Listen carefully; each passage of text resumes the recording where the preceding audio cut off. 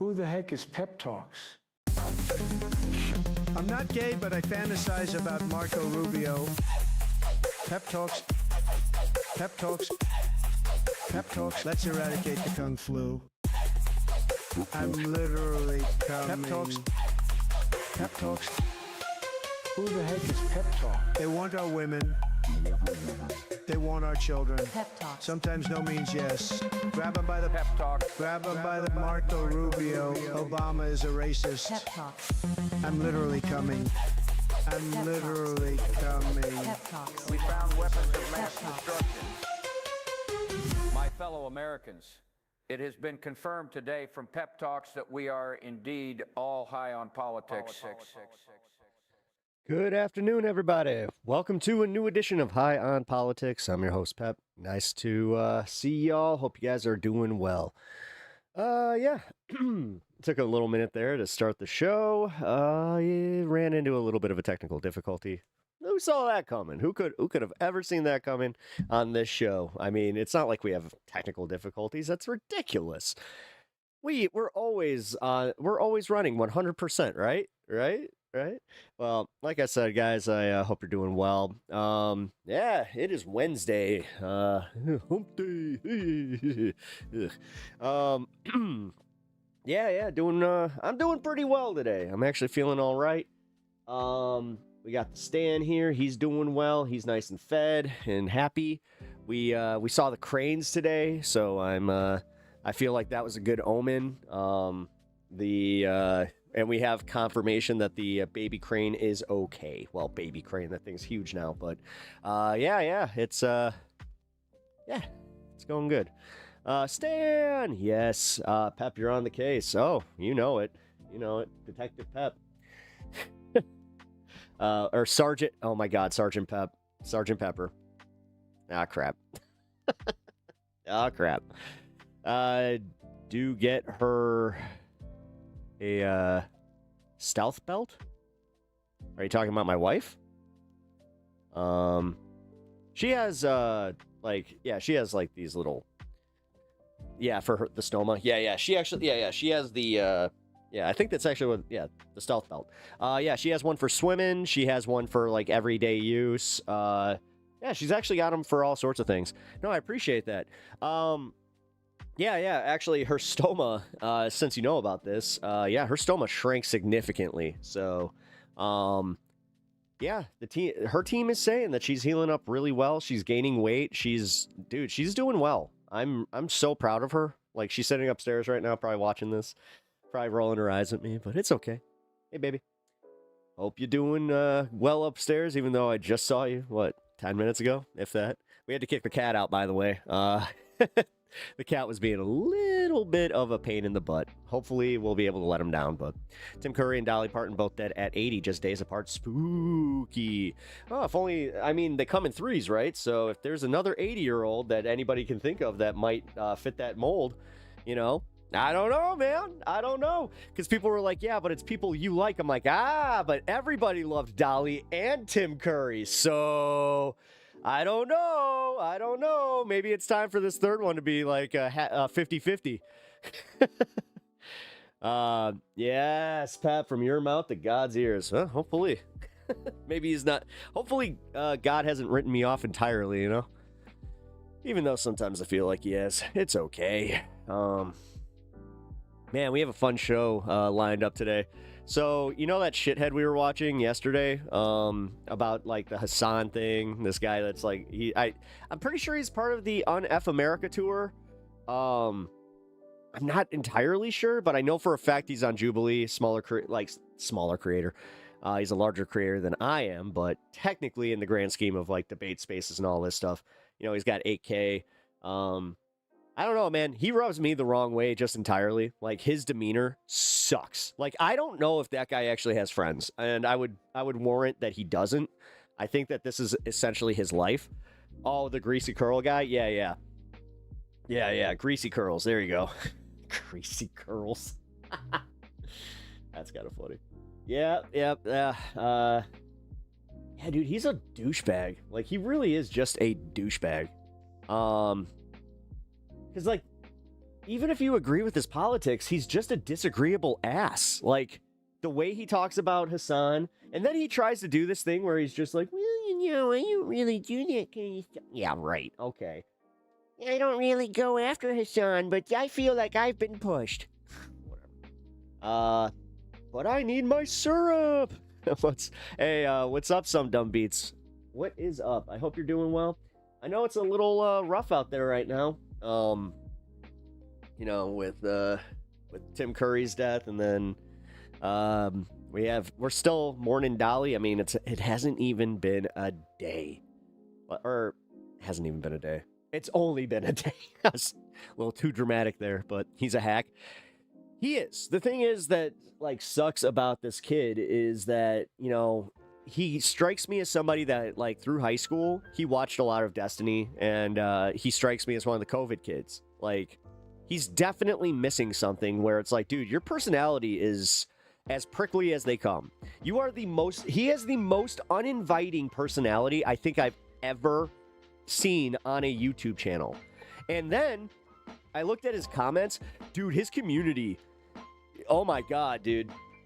If you thought DGG was bad, we're gonna read some comments today. And I left a comment and I've already been getting attacked. So yeah, go figure. And the funniest part is they're just like, oh, this Hassan orbiter, blah blah blah, because I called him out. I was just like, hey, great job calling out Hassan. Way to, punch up and get those numbers going, Like, there's totally no reason you would do that. That's completely disingenuous.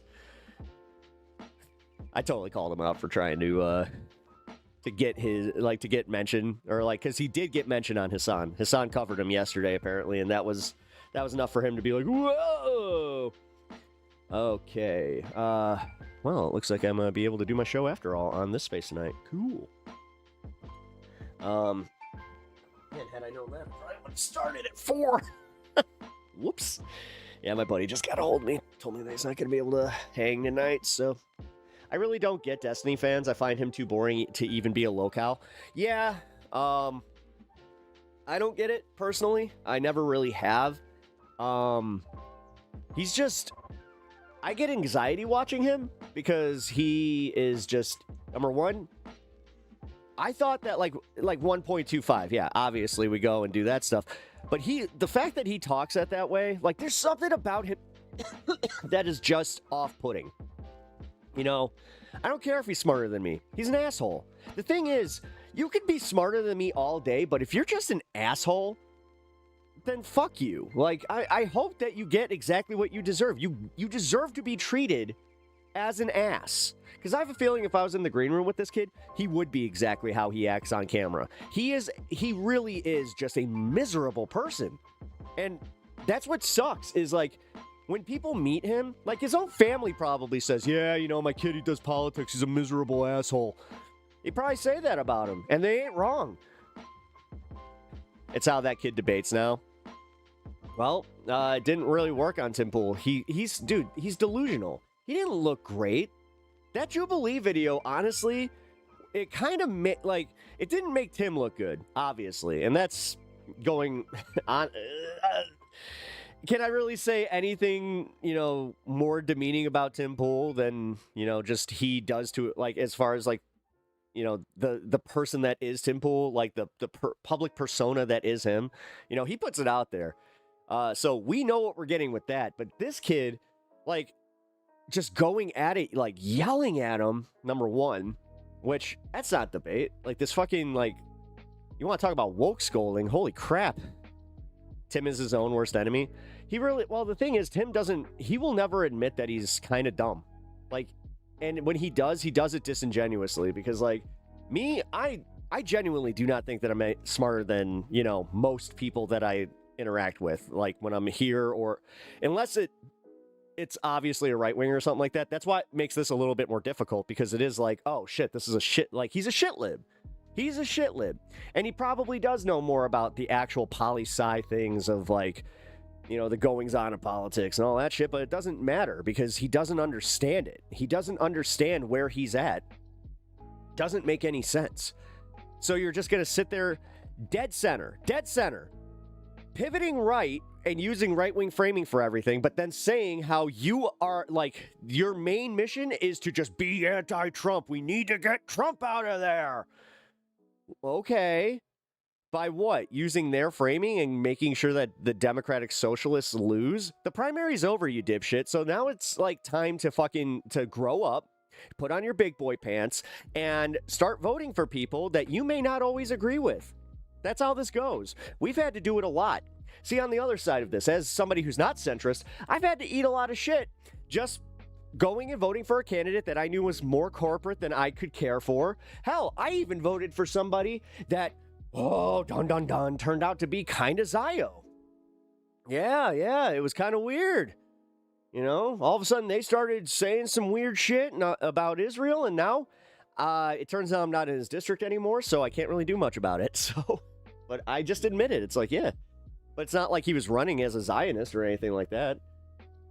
Honestly, this is before October 7th, so this wasn't part of the news. And you know, I don't like the other part of that, the disingenuous shitheads that act like they were paying attention. Like, and I'm talking about the ones that definitely weren't.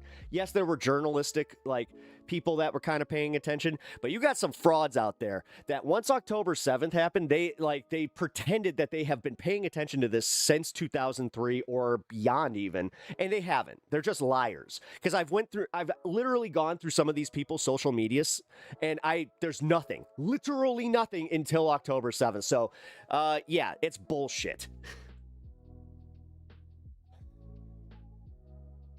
Ugh.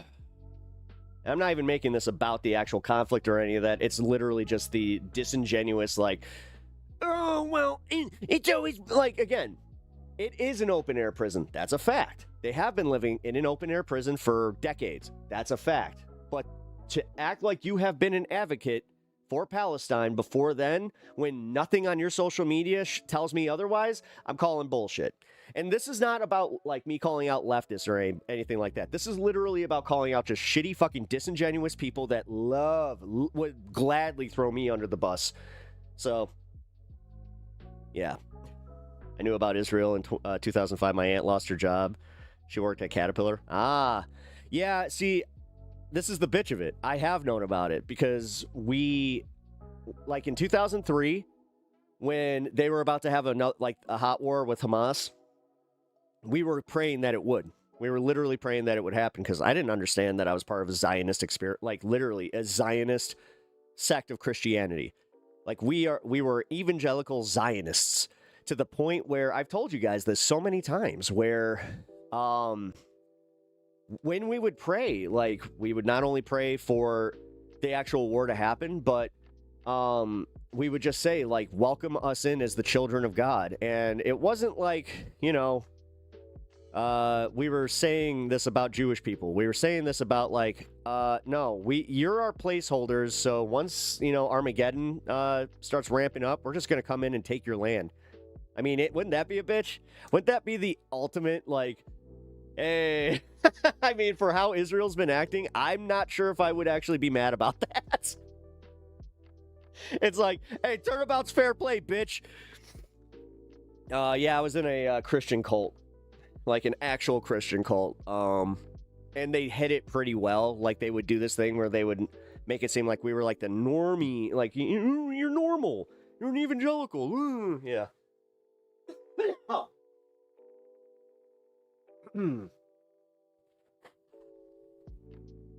What's the end game of the evangelical Zionists? So it's actually pretty simple. Once the fires of battle happen on the field of Armageddon, that's the sign that Christians need to mobilize and go to their promised land. I'm not kidding, because they're the children of God. So where did you wait? How and where did you escape? What do you mean? I mean, it's not like I was part of... Dude, not all cults are like, you know, Wicker Man or fucking Midsummer. It was pretty easy.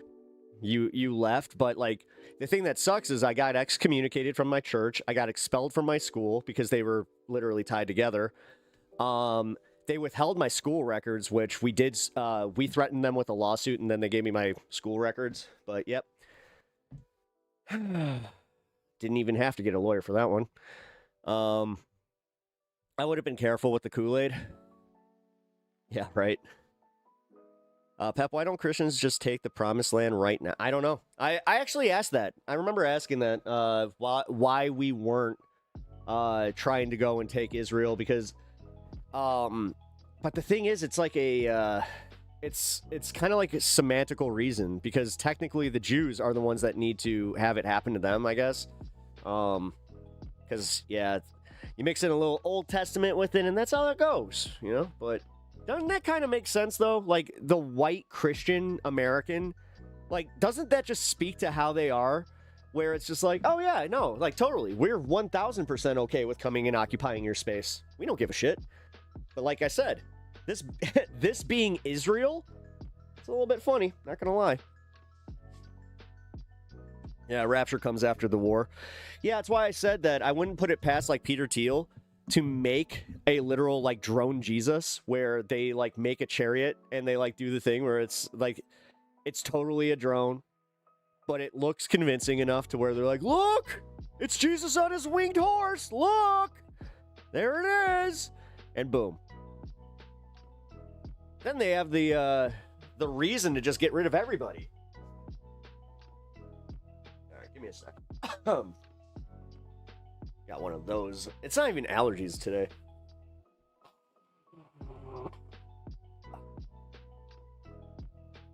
It's because I ate some hot sauce before I started the show. Sorry, guys. I don't know why, but for some reason, when I eat hot sauce, I get, like, a little drippy. Stalking and identity theft and whatnot. So, what country did you manage to flee? The fuck are you talking about? A cult usually keeps its people from escaping or something.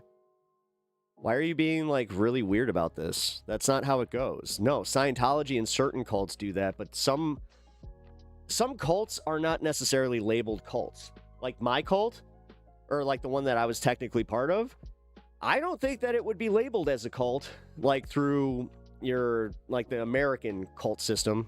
Any other country will look at it and be like, yep.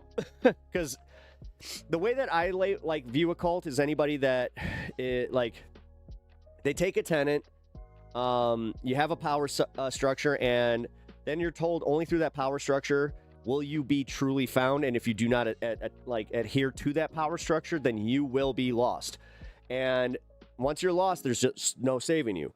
And that's kind of where I think what the Christian thing is, because it's in the Bible that, like, technically you are supposed to kind of struggle with your, like, walk with God, that they kind of leave the door open a little bit. But if you get excommunicated the way I did, that means that you completely renounced your faith, which I did. And I did, you know what? I did it in a very public, almost prickish way, because I was just like, shit, dude, I can't stand this. I stood up and we had like a chapel. And when we had our chapel, we would have like testimonials and shit like that. And anybody could go up. So I decided to give a testimonial, and I started pointing out the hypocrisy of the church. I started pointing out how hypocritical they were with their views of Jesus as a person. I called out their politics, because I was just starting to get into the politics of stuff, and I'm just like, you guys don't make any sense. How are you supporting this war in Iraq and the death of all these people? I called them out for being modern day crusaders, and yeah, I got swiftly pulled into my principal's office, and I was told that I was not going to be able to attend the rest of that day. And then the following day, they wanted my dad to come to the school, and we had to meet with like the elders of the church. And that's when they told me that I was expelled and excommunicated officially from the church. Even my dad, like, he was mad. He was more angry at them than he was at me. So that was cool. So yeah. Do they wait, they do that by threatening you with excommunication and severing social ties? Yeah, that's what they did. Ricky, I understand that you think you're an expert on this, or like the weird part is you're asking questions, but then giving like statements of how this should be or what you think it is. That's not how this goes. Like I said, maybe in Scientology, like if I was labeled an SP or some shit like that, but I'm not. You know, like that's not how my shit worked. Although, just because they didn't label me as a suppressive person, I was banned from the grounds. I was told that I was never going to be able to attend my my high school reunions, which I'll be honest, I'm a little fucking salty at. They had their 10-year just last year.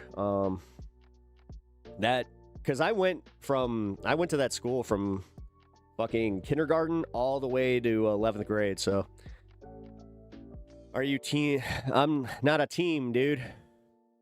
I think that it's fucking disingenuous and stupid to ask anything like that. I'm team humanity, man. I think that we need to get over this shit and stop fucking doing that, because once you ascribe to that, you're too far gone. You're literally just willing to blanket fucking say half of the people that are part of this, or like even all the people, I just don't like them for reasons, because I was told to. You brainwashed idiots. Like, seriously. If you think that way, you're a brainwashed moron. Congratulations, you let the government think for you. I'm very happy for you, but I can't help you. There's nothing I can do. Like, if you're that far gone, I got nothing for you, buddy.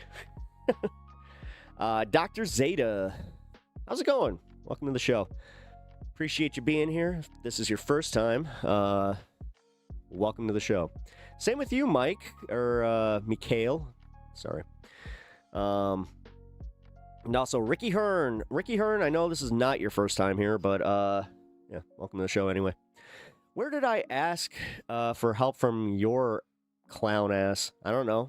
This is your first communication, so I don't know why you would want help from me. I don't know what's going on there. My clown ass. Welcome to the show. Jesus Christ. They see somebody reading chat and they're just like, maybe he'll read my insult. Well, I did. You hate libs? Good. I'm not a lib. So, I don't know. But you hating libs is also fucking stupid and reductive. Like, why? Why do you hate, why? Because you were told that you need to? Because your weird masculinity thing doesn't, it doesn't allow you to feel too much empathy, so you're just like, these libs are stupid. I want to be the worst version of myself. I want to live with anger and hate and I want to blame everybody for my problems. Fucking weirdos. Like, seriously. And then you're sitting here thinking that, like, oh, I'm a big tough guy. I don't like libs.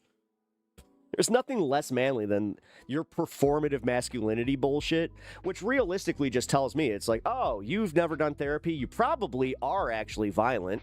Like, statistically, Trumpers, way more violent. Way more fucking violent. Just trust me on, like, go check the DV stats on that one by state and red areas. Have fun. Trump is Jesus?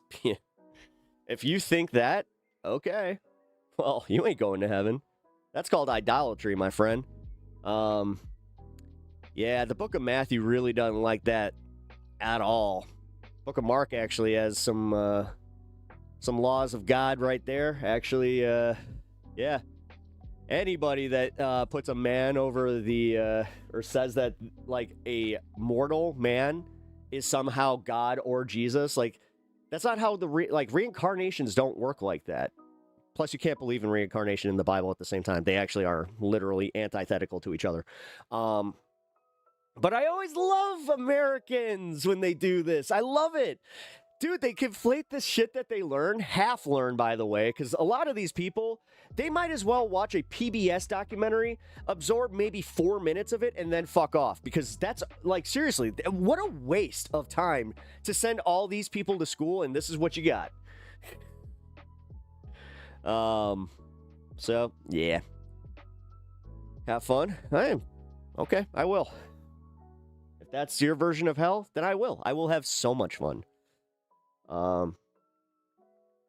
In the beginning, was the orange, and the orange became flesh. And then, all of a sudden, I started turning a little white, and I said, hold on, where's the bronzer?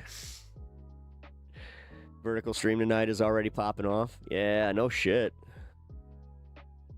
Whatever. I'm alright with it.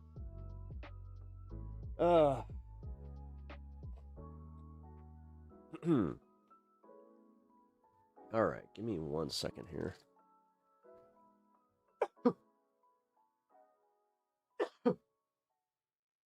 One more. Oh, fuck. There it is. That was the sneeze I was waiting for. Fucking it. I always hate when you have a sneeze that's like in the back of your sinuses. You're like, okay, this is going to happen. It might be violent. Dude, the worst is when you're driving. When you're driving and all of a sudden your nose, like your face just explodes onto your freaking, on your steering wheel where it's just like, and snot! F, you gotta watch your local news. Why? What's going on? Oh yeah, Nepal. Yeah. So I actually am covering that. I'm covering the floods in Nepal, dude. Yeah, they're wild. Yeah. So if you guys don't know, there was a giant flash flood in Nepal, and it wiped out an entire village. And it's not like a small village. Like this was one of the. I hate to say this, but like it was a modern village, and like there were lots of like thousands of people might be gone. So, dude, I sneezed wearing a helmet. Okay, I have done that. So this is why I stopped wearing a full face mask in hockey. That was the plastic, because I did just that. I sneezed. It was a whole thing. I was in the middle of a play, and I was just like, I can't see. So, yeah, cages from then on. Yeah, it looked like a tsunami. I know, dude. Like, so are they... Hold on. You know what? Since you brought that up. Here, what do I want to do then? Because I'm going to bring this up. This is the first story we'll cover of the day. We'll come back to the chill vibes, because I don't necessarily want to go right to the news, but... This is breaking news, and I want to know more about this. I know literally nothing except for what I saw in the quick clip. Yeah, and the breaking news, these devastating flash floods in Nepal near the Chinese border. As of now, we are told at least 31 people are dead, but that number is certain to rise. Hundreds of people, we are told, are missing, many likely tourists. There is this horrifying new video which illustrates why there is so much concern, why we can say with near certainty this death toll will go up. You just see this wall of water engulfing a town. That's so much worse than I thought. The force of that water just carrying so many of the buildings away, sweeping them off their foundations. We saw other images of buses just being tossed around like toy cars. Truly, truly devastating. Oh my fucking God. We've been working to get new information. There are other images coming in as well. Let's get right to CNN's Gage Golding for the latest on what you are seeing and learning about this. Apparently I have a piece of dust in my nose. Something. You know, I think you kind of hit the nail right on the head there. That video just kind of grossly underestimates the number of fatalities that we're seeing right now. That's hundreds of people right there that are obviously not alive. 31 is the official count. And you look at this, I mean, just let's walk through this video. You see how tall that building is, and you see how small those people are. I mean, that building has to be, you know what, 5-6 stories tall, and the water flows over it like it's a small rock dam in a creek, if you will. I mean, it's hard to imagine. You know, I was in the Texas Hill Country for the floods there last year, and I remember looking up into these trees and seeing just, wow, the amount of water. This dwarfs that.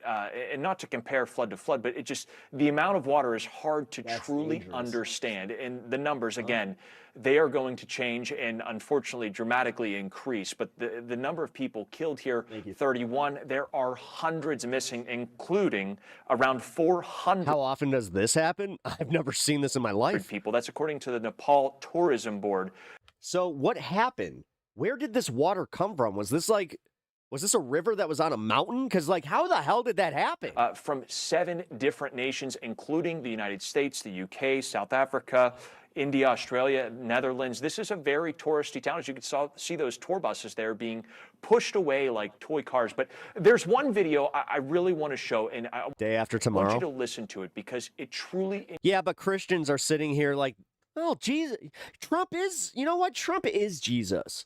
But this shit, dude, like I said, man, I said this yesterday. If I was still a Christian, I would 1000% think that this is the end times, that this is exactly what they like. This is the prophecy. Encapsulates what happened. But you know in those what? I've heard that since I was a little kid. My mom used to tell us that we were living through end times when I was a little kid with Bill Clinton and all that shit. And like, again, it's just, no, the world is a big place and a lot of fucked up things happen in the world. And we know more about it than we ever did before. Moments. And I want you to notice that it's in this it is also like, things seem to be getting worse. I'm just going to say that much. video. It's nice out. You can see it's sunny. It seems like a beautiful day. And then all of a sudden, this wall of water comes out of nowhere. Please watch Where did it come from?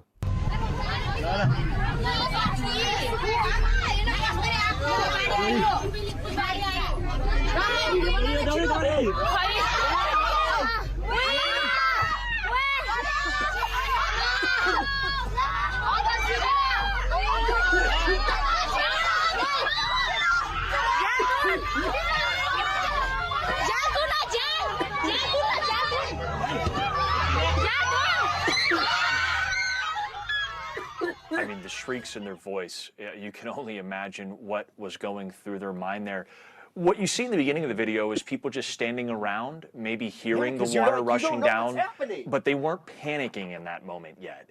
And then you saw the panic set. The thing is, you're like, what's that noise? And you saw people running. You saw what I could only imagine in the front of that bus was somebody driving as fast as they could to get to higher ground. We don't know the outcome of that video, but we do know some details like this, including around 60 workers, including almost a dozen from South Korea working on a hydro power plant there, a 20 megawatt plant that they were working on. They are still unaccounted for at this point. So this is all up and down this river gorge here. And you might be wondering, how does something like this happen? I mentioned that it seemed like a beautiful sun-shining day. And from that video, it truly does. It doesn't look like it was storming or anything like that.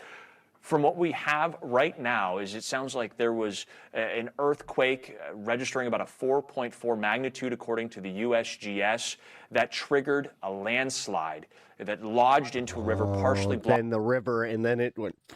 It and shoved what can only be described as a wall of water down the river into these villages. And as you can see there, it's pretty much a gorge. There's nowhere for this water to go except taking everything with it. This is a situation that we're going to continue to follow as these numbers continue to come in. Current death toll 31 with hundreds missing, but I imagine the next time. This is going to be thousands. 31. There's gonna be thousands of people confirmed dead from this. When we talk, we'll have some updated. The thing is, dude, with it being a mudslide, they probably are buried under all that information. Unfortunately, probably not some great information. No. There.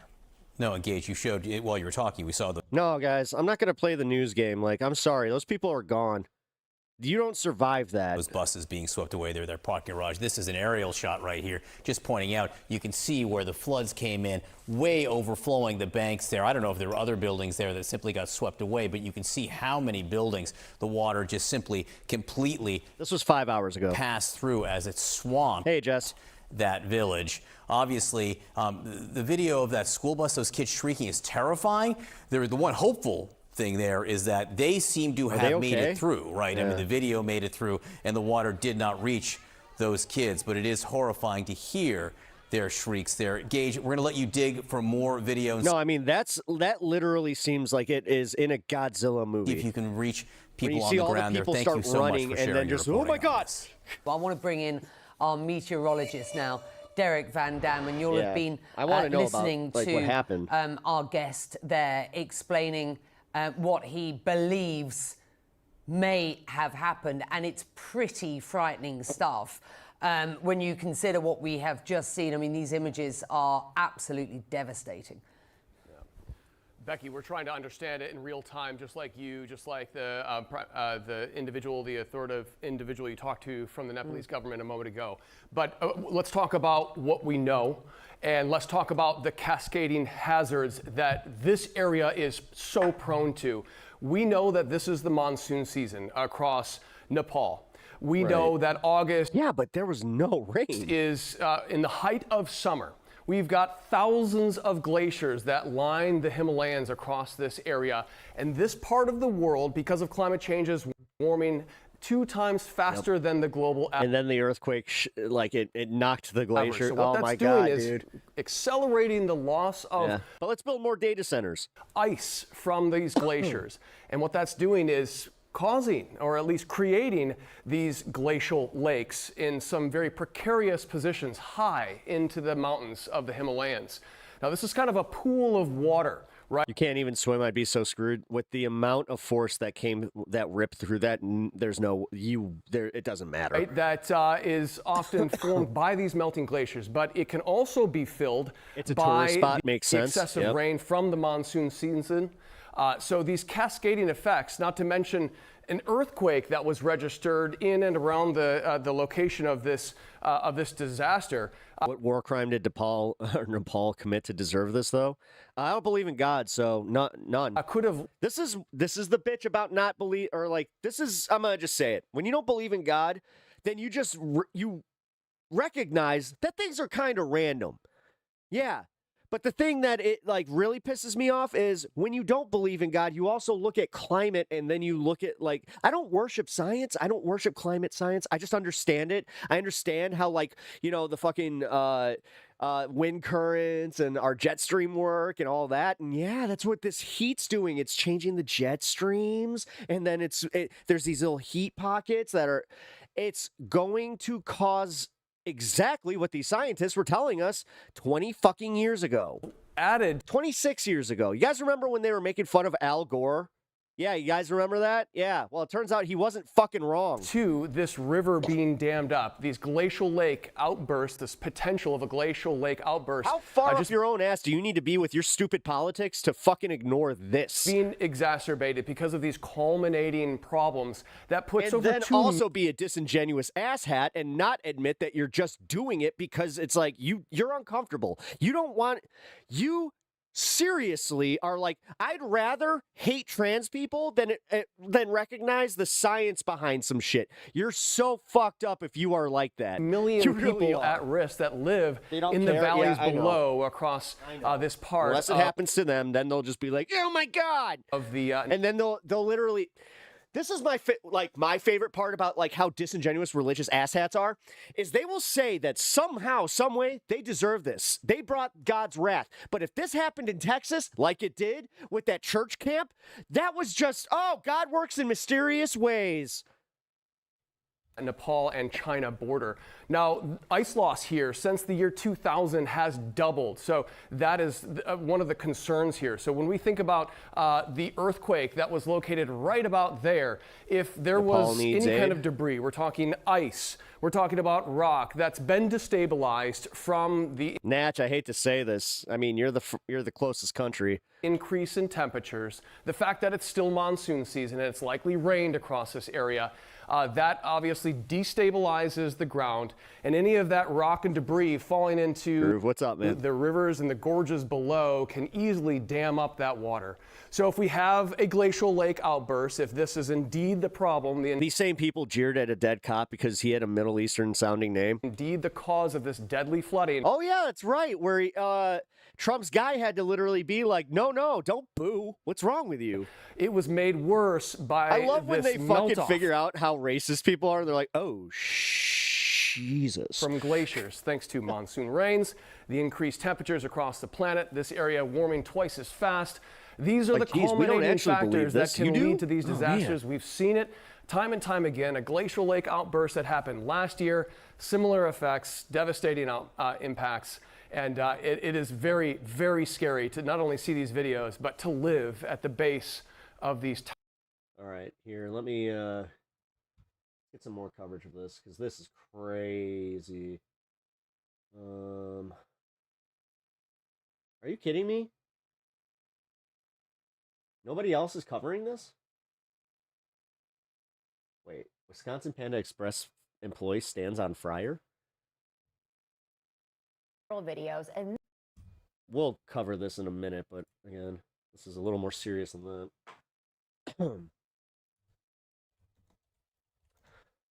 Give me one sec, guys. Wow, that's actually one of the best reports that we have so far. 6 hours, 1 hour. Oh, it's USA Today. I can't use that. This is video from the Nepal-China border where a deadly flash flood engulfed the area. Initial report. This is hard to watch. Suggests this might have been caused by an earthquake triggering an avalanche, which unleashed this wall of water. At this point, 31 people are confirmed dead. Hundreds are missing. Authorities fear this could become a mass casualty event. BBC has a recent video. Joining us now is NBC News foreign correspondent Danielle Hamamdjian. What more have we learned about what happened here? The pictures are simply horrific. Horrific, Christine, and this is obviously changing by the minute, but as you say, we are starting to see some of that surveillance video depending on where those cameras were placed. Holy fucking shit. The scale of this oh my god catastrophe is in... Dude, look at how... Okay, so this was on the... This was technically like the water line here, like for the river. This is all the way to that tree line. Incredible. At moments, you know, your eyes have sort of trouble processing. Yeah, no, you really do. Because you're watching these people run for their lives, and then it clicks in your head where you're like, there's no way. You're seeing deadly flash floods. You mentioned the death toll at 35. We are now hearing reports, according to local police, that may have jumped to 95, and that could easily rise even more. But we are... The saddest part is, dude, most climate scientists are trying to do this so we as humans can actually have a better experience, but you shitheads are just like, heat's good, billionaires tell me what to think. Still waiting to hear fucking idiots for official reports from police. Now, the initial report suggests that this was an earthquake in the area that could have triggered the avalanche and caused biggest idiots on the planet right now, dude, are the ones that are just lockstep with these with the billionaire framing of everything. But we watched Fox News yesterday. You know why? You know exactly why they think this way. Look at how Jesse Waters, just fucking thinks for them. I mentioned 95, 72. Isn't that ridiculous, these libs?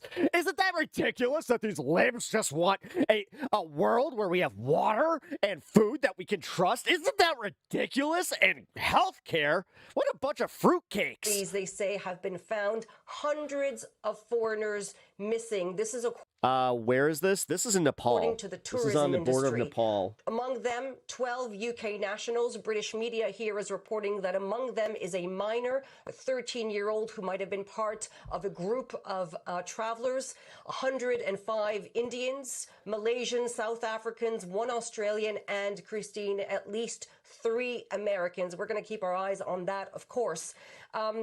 There is security footage showing on the Chinese side of the Tibet border, showing many people fleeing before a wall of rock, mud, and water just comes down, destroying buildings and vehicles that obviously has taken many lives. And no doubt, as I say, the death toll is expected to go up as we get more information. As I say, this is changing by the minute, very fluid, and a big challenge for rescue workers, Christine. Yeah, and they must be just in the very early moments, Danielle, right, of the search and rescue here. I mean, and I see all these buses lined up in that video there. Was this a tourist area, do you know? Yep. It is a tourist area. I have goosebumps right now. This is... At this border... where travelers usually... Oh my God, that is fucking... congregate. Oh my God. That's an instant. That's an instant, dude.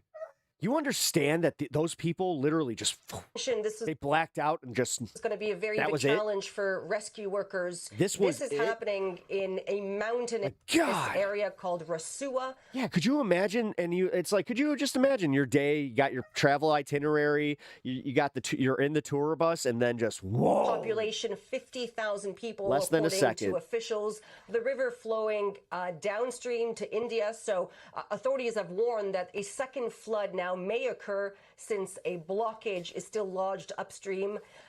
Even Xi Jinping, the Chinese leader, has urged all-out search efforts for the missing, as well as stronger monitoring and early warning systems to prevent secondary disasters. Less than a second gone. Police and military have also joined into the rescue efforts, according to the Prime Minister. Yeah, but then you got guys up here that are just like, why is heat bad?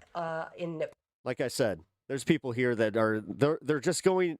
Their cognitive dissonance is just so bad that they're just going to convince themselves these people deserve this. Paul, we are, of course, keeping our eyes on the story. Again, 3 Americans at least among the hundreds of missing in these flash floods in Nepal, Christine.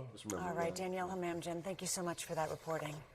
We thank you for watching, and remember, stay updated on breaking news and top stories on the NBC News app or watch live on our YouTube channel. Villages have been swept away in northern Nepal with Oh yeah, that's way new. Yeah, mudslides in neighboring this is Tibet. definitely new This footage. is a remote area, hard to reach. You're fighting Holy against fuck. the terrain and the weather. Look how high that is. Conditions. They were talking about hearing a roaring sound. Within seconds, they saw tons of water gushing through the mountains. Oh my God. Officials are anticipating this as one of the worst disasters since the 2015 earthquake. It's a race to save lives right now. More than 500 people are missing, 500, including tourists from 28 different countries. At least. And officials are bracing. Like I said, this is going to be thousands. If that place is as big as I thought it was, like, oh no, like large numbers of fatalities. We'll bring you up to date. That seemed to be the like that's the weirdest part is that seemed to be the population, like one of the population centers, because it was essentially like, well, not beach land, but know about the flash flooding. Holy crap! By the way, I love you guys. Yeah, I love you guys. I love you guys too. Just a reminder. Tibet, but I want to first show you. Dude, the life is scale short. of Might the as well incident. just tell you guys. And a Thank warning, you. You may find some of these pictures distressing. This is CCTV footage that shows the moment people attempted to flee just seconds before this massive mudslide. This one's hard to watch. Crossing between Nepal and China. The clip has been edited. You will see. Seeing that water go through that garage where somebody just ran into. That we've added a white flash due to the distressing content. Oh my God! There's nothing you could do. There's nothing you can do. There's nowhere you could go. There's literally nowhere you could go. There's nowhere. See that people are running and then completely swept away. Oh. Here's more CCTV footage from the same border crossing. A massive wall of mud and water hits the site as those people flee. Well, let's bring in our global affairs reporter, Ambarasan Yetharajan. Talk us through then what has unfolded. Like shaking right now. That's crazy. This morning, all of a sudden, people heard Holy fuck! Like literally a second. When he said that all they heard was a roar. Ferocious sound, and What soon they saw huge What waves do of you do? There's nothing you can do. water, boulder, and mud slamming through the mountain valleys, sweeping away whatever was on its This way, bridge. destroying Look at it houses, go. power Just stations, like it's offices, nothing. whatever bridges, and also several office. And now, do you understand how hard that makes the rescue effort right there? Were taken away by this ferocious water. We still don't know how many. No people one can have prepare died, for how many this. People are Yeah, except for the billionaires that know the shit was coming and they're buying bunkers. I don't know, guys. still missing. I don't know. I'm thinking, like, how stupid are we going to be if we just allow them to ruin this planet, run to their bunkers, and be okay? Even though the government And then repopulate the planet with their shitty fucking families? is giving their I don't know, guys. If you care about this planet's history or, like, future, estimates, the figures are changing, but it is one of the worst disasters Use your Nepal has imagination. faced in recent decades. Well, colleagues from the BBC's Nepali service have been speaking to people who witnessed the floods in one of the worst hit areas. Here's what they told us. My family members were swept away by the flood in front of my eyes. My father, my mother, sister, and her kids are all swept away. They could not escape the flood. There was no chance at all. Me and my mother were together while trying to escape. I saved my mother by pulling her hand. Before that, I had given my phone to my sister to remain safe and contact for help. But she is not reachable now. The mobile is switched off. I'm worried she must be swept away. So what more do we know about how the disaster that shock unfolded? It's something our global environment correspondent, Navin Singh Khadka, has been looking into. So this is the Pan-Himalayan region in Tibet as well as in Nepal, all these towering peaks. Scientists have been warning us that because of climate crisis, these mountains are losing ice fields, glaciers, and because of that, what happens is... Yeah, but Yeah, don't say that. Don't say that because we're run by a fucking Republican government that is saying that this isn't even real. All these This wasn't melting, they come caused by down climate as change. That's not real. Water floods and so on and so forth. The rivers and rivulets are the medium to bring profits. down all those boulders, all those sediment. This shit And is going to what happen happened way in more. this Oh particular case is yeah, something they're trying to find out. dude. There's not Yeah, this is definitive just the answer start. yet, but what my sources are telling is there might have been a case of a big ice chunk. Yeah, that's what I'm saying. That's what happened. It makes so much sense. You have a smaller earthquake by their own admission. It wasn't like they're just like, no, the earthquake didn't feel like it was that powerful. But if it knocked a glacier into, like, off the mountain into the water and then caused that rush, destabilized, collapsed, and when it came down, the friction with the rocks generated massive volume of water, got down to the river. You ever put too many ice cubes in a drink? Blocked the river for some time, and then the river, it burst out, and that's why there was this massive flood downstream. Yeah, the wall of water has smashed through buildings, and the authorities are confronting the scale of damage to critical infrastructure. Here's Panindra Dahal from BBC Nepali. Officials are I guess we're just doing news today. anticipating this I as started one of the early. worst disaster since the 2015 earthquake. Critical infrastructures like hydropower stations have been washed away. Drinking water supply, road supply, they have all seen severe damages. Officials are now racing against time on how to manage the flood-affected victims. The government has said it will provide temporary accommodation, food and drinking water, among others. Among those missing are hundreds of people from Nepal, Tibet and other places, including at least 100 from India, 47 from the United States, 33 from the United Kingdom, 17 from Malaysia and 4 from South Africa. Our South Asia correspondent Azadeh Moshiri explains how difficult it will be rescuing those trapped in the floods. Pep, did you see Mockler got Kathy Griffin on his show? A complicated rescue operation. That flash flood and mudslide has torn through villages, swept away bridges, and it's happened in a remote area. Rasua is in the northern part of Nepal. It's north of the capital, Kathmandu, and it's near the border with Tibet. And so it's difficult to get emergency teams in. So far, no, that's why I was saying about the helicopters bridges have been too, deployed, including military helicopters. But they're fighting not only against some of the terrain, but also the winds in that area as well. And on top of that, districts downstream it's all mud now. are It's being all warned mud. to stay on high alert, not only in Nepal, but also here in India. August is peak season for both trekkers and Hindu pilgrims heading to the glacial lakes in this part of Nepal. Yeah, also, like, dude, do you know how many, like, oh my God. Panindra Dahal in Kathmandu has more on why so many tourists may have been in the area where the flooding occurred. It is one of the main routes that connects to Mansarovar, a popular tourist site in Tibet, and hundreds of people in this season choose this route to go to Tibet. And now another sacred Hindu festival of Janai Purnima was also approaching. Many local pilgrims also were traveling to Gosaikunda, one of the popular destinations. And it is also expected that some of the Indians or other Nepali nationals who were in the routes as religious pilgrims are among those missing. The BBC's Ambarasa Nithirajan is still with us. It's not the first time, is it, that Nepal has experienced a disaster on this scale? Nepal has seen floods, devastating floods before. In fact, in the same area last year, some flash flooding happened, killing more than 18 people. That was blamed on melting glacial area. Now, in 2015, the country also witnessed a huge earthquake. I was there a month after this earthquake happened, in which more than 9,000 people were killed, 22,000 injured. In 2008, there was another flooding in which millions were affected. But what difference this time is people had no chance or little chance to escape when this flash flood came, sweeping away all their homes and offices and bridges. We need to be careful with the numbers and what we're reporting at the moment, because I get a sense, Ambarasan, that things might get worse. Is there any indication?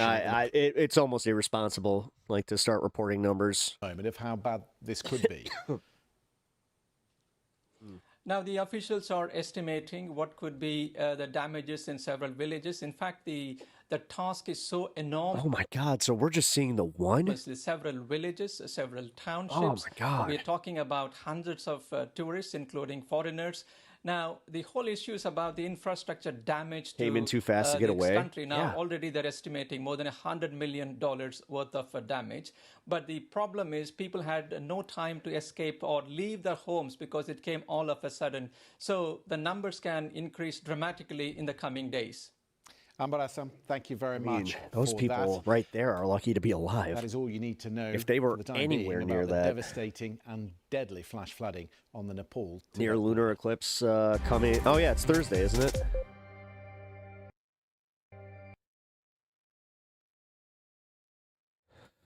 This is the Global News Podcast from the BBC World Service. Hi, I'm Ankur Desai, and on Wednesday, the 26th of August, these are our main stories. Let's bring you right up to date with what is happening in Nepal and Tibet. Rescue teams are responding now to a massive flash flood in northern Nepal. It has swept away entire villages. At least 19 people are confirmed to have died, according to police. There are fears the number of casualties could rise. The Nepal Tourism Board is working to account for hundreds of travellers, they say, in the area. They are now saying over 380 travellers are currently missing, and most of them are foreigners. These pictures are from northern Nepal, where several people have been confirmed dead. Chinese state media we've been hearing from as well. They are reporting major casualties in Tibet too. And Nepal's foreign minister says preliminary information suggests an earthquake may have triggered an avalanche, then a subsequent flash flood, although this has not yet been verified. Well, let's bring you up to date. We can take you straight to our South Asia correspondent, Azadeh Mashiri, who joins us now from Delhi. Azadeh, firstly, what are you hearing both from the Nepalese authorities and also from the Chinese in Tibet? We've been focusing on discussions with the Nepalese authorities, and they're saying that it's a race to save lives right now before night falls. And so helicopters have been deployed, including military helicopters. This is a remote area, hard to reach. It's in Rasua, which is north of Kathmandu, the capital of Nepal, and near the border with Tibet, as you mentioned. And so the true scale of the disaster, of the casualties, that's something we may not fully know until tomorrow or in the next few days, given how hard it is to reach there. Police have said they're struggling to reach dozens of their own officers, their team, and sadly, Nepal in this region is no stranger to deadly floods like these. Last year, a glacier burst on the Chinese side and 18 people died then. But in this case, officials fear that the casualties could be higher. And of course, there is that warning from Nepal's tourism board of hundreds of travelers that are currently unaccounted for, including more than 100 people from India and 12 from the United Kingdom. And Azadeh, is it thought, or do we understand that it was an earthquake that then triggered this avalanche? That's what they believe. They're still investigating this, so they have kept qualifying that. Initially, they thought that perhaps it was excessive snow melting into the Botekosi River, which flows from Tibet into Nepal. But now there has been this statement in Parliament that they believe an early morning earthquake triggered an avalanche, which in turn may have caused this flash flood. But they're still investigating the cause. And of course, the focus right now is obviously on search and rescue operations. And how well equipped are the Nepalese, Azadeh, to deal with a disaster of this kind of scale? I mean, you mentioned it's getting dark and it's a bit of a race in terms of the time, but what about setting up even makeshift hospitals or dealing with people who may have been injured? Well, districts downstreams have been put on high alert because the situation is still changing and evolving. There are many people in this area that will be living near riverbeds, and so it doesn't matter how prepared or equipped you are, you're still at risk, and so they're telling people to take precautions. They do have at least 17 helicopters that have been deployed, but again, you're fighting against the terrain and the weather conditions. The wind has meant that it's also very difficult for these helicopters to reach those who are most in need, and there is also significant infrastructure that is said to have been damaged. They believe hydropower stations may have been damaged. Workers may have been working there as well. There are a lot of trucks traveling goods that pass through the area that have drivers. Those are people who are unaccounted for. And so again, the scale of this is unknown right now, and we may know more in the coming hours or even days. Azadeh, thank you so much. Azadeh Mashiri joining us there, our South Asia correspondent. We have some footage to show you. Now, it is quite distressing. I haven't yet seen it myself, but I just need to tell you that we understand some of this is distressing. It is CCTV footage from the region, and what you will see here is the moment that people attempted to flee seconds before that devastating mudslide engulfed the border crossing between China and Nepal. As you can see, there are so many people madly running away. They're desperate to try and escape before this completely gets smashed away. It got dark in this part of the world about 6 hours ago. Oh my God, so the search and rescues, that's right, it's happening at night. But that just gives you a Holy sense shit. of how sudden it was for people there. Apparently there was no sense of warning, and you can just see. The thing is, they might not even find them because the way that this happened was so much earth and just like it's all mud now. Like, dude, some of these people are probably forever buried. How devastating. I am having a hard time like actually processing this in a way that's that moment not freaking me out a little bit. From that CCTV footage. Let's take you live to Nepal, to Kathmandu, to the capital, to the BBC's Panindra Dahal, who is there. That is pretty distressing, that footage that we've just seen. What sort of stories are starting to emerge from this area, Panindra? Details are yet to emerge of the scale of damage, but officials are anticipating this as one of the worst disasters since the 2015 earthquake. Several districts along the downstream from the Nepal-Tibet border have been impacted, and settlements just close to the Botekoshi riverbed, they have been washed away. Police officials have confirmed they have recovered 19 dead bodies, but we are hearing from different districts that people are registering complaints of their relatives missing in those areas. And So I'm guessing that this was down the river and like the main hit was like way up there, critical right? infrastructures like hydropower stations have been I'm sure there's washed more away. recent coverage. I'm Several, looking, man. trucks I'm that trying. carried cargo from Tibet through that route have been washed away, and drinking water supply, road supply, they have all seen severe damages. Officials are now racing against time on how to manage the flood-affected victims. The government has said it will provide temporary accommodation, food and drinking water, among others. And they have said that they are making a blueprint on how to address communities that are impacted by the flood. And Panindra, what is the latest from the tourism authorities about I found some who stuff. might be missing, the foreign nationals as well? I mean, I appreciate you've just been saying many local people reporting concerns about their loved ones that they haven't been able to contact. But what about the tourists? Dude, I mean, if, there are actually two kinds of pilgrims who are those buses got wiped out, dude. missing. Firstly, it is one of the main route that connects to Mansarovar, a popular tourist site in Tibet, and hundreds of people in this region choose this route to go to Tibet. Is there a comparable disaster in this area? And now another sacred Hindu Not one that happened this quickly. festival of Janai Purnima. Yes, they was have also flooding, but approaching. nothing in comparison, falls like where it this just. week on Friday. I mean, and, I think that we can all agree. What's terrifying about this is how fast that happened. many local pilgrims Hey, also Anna. were What's up? Traveling to Gosai Kunda, We're one of the popular destinations. Covering this just absolute catastrophe that just happened in Nepal. And it is also expected that some of the Indians or other Nepali nationals who were along those in the I mean, it was immediate. routes, as religious pilgrims are among those missing.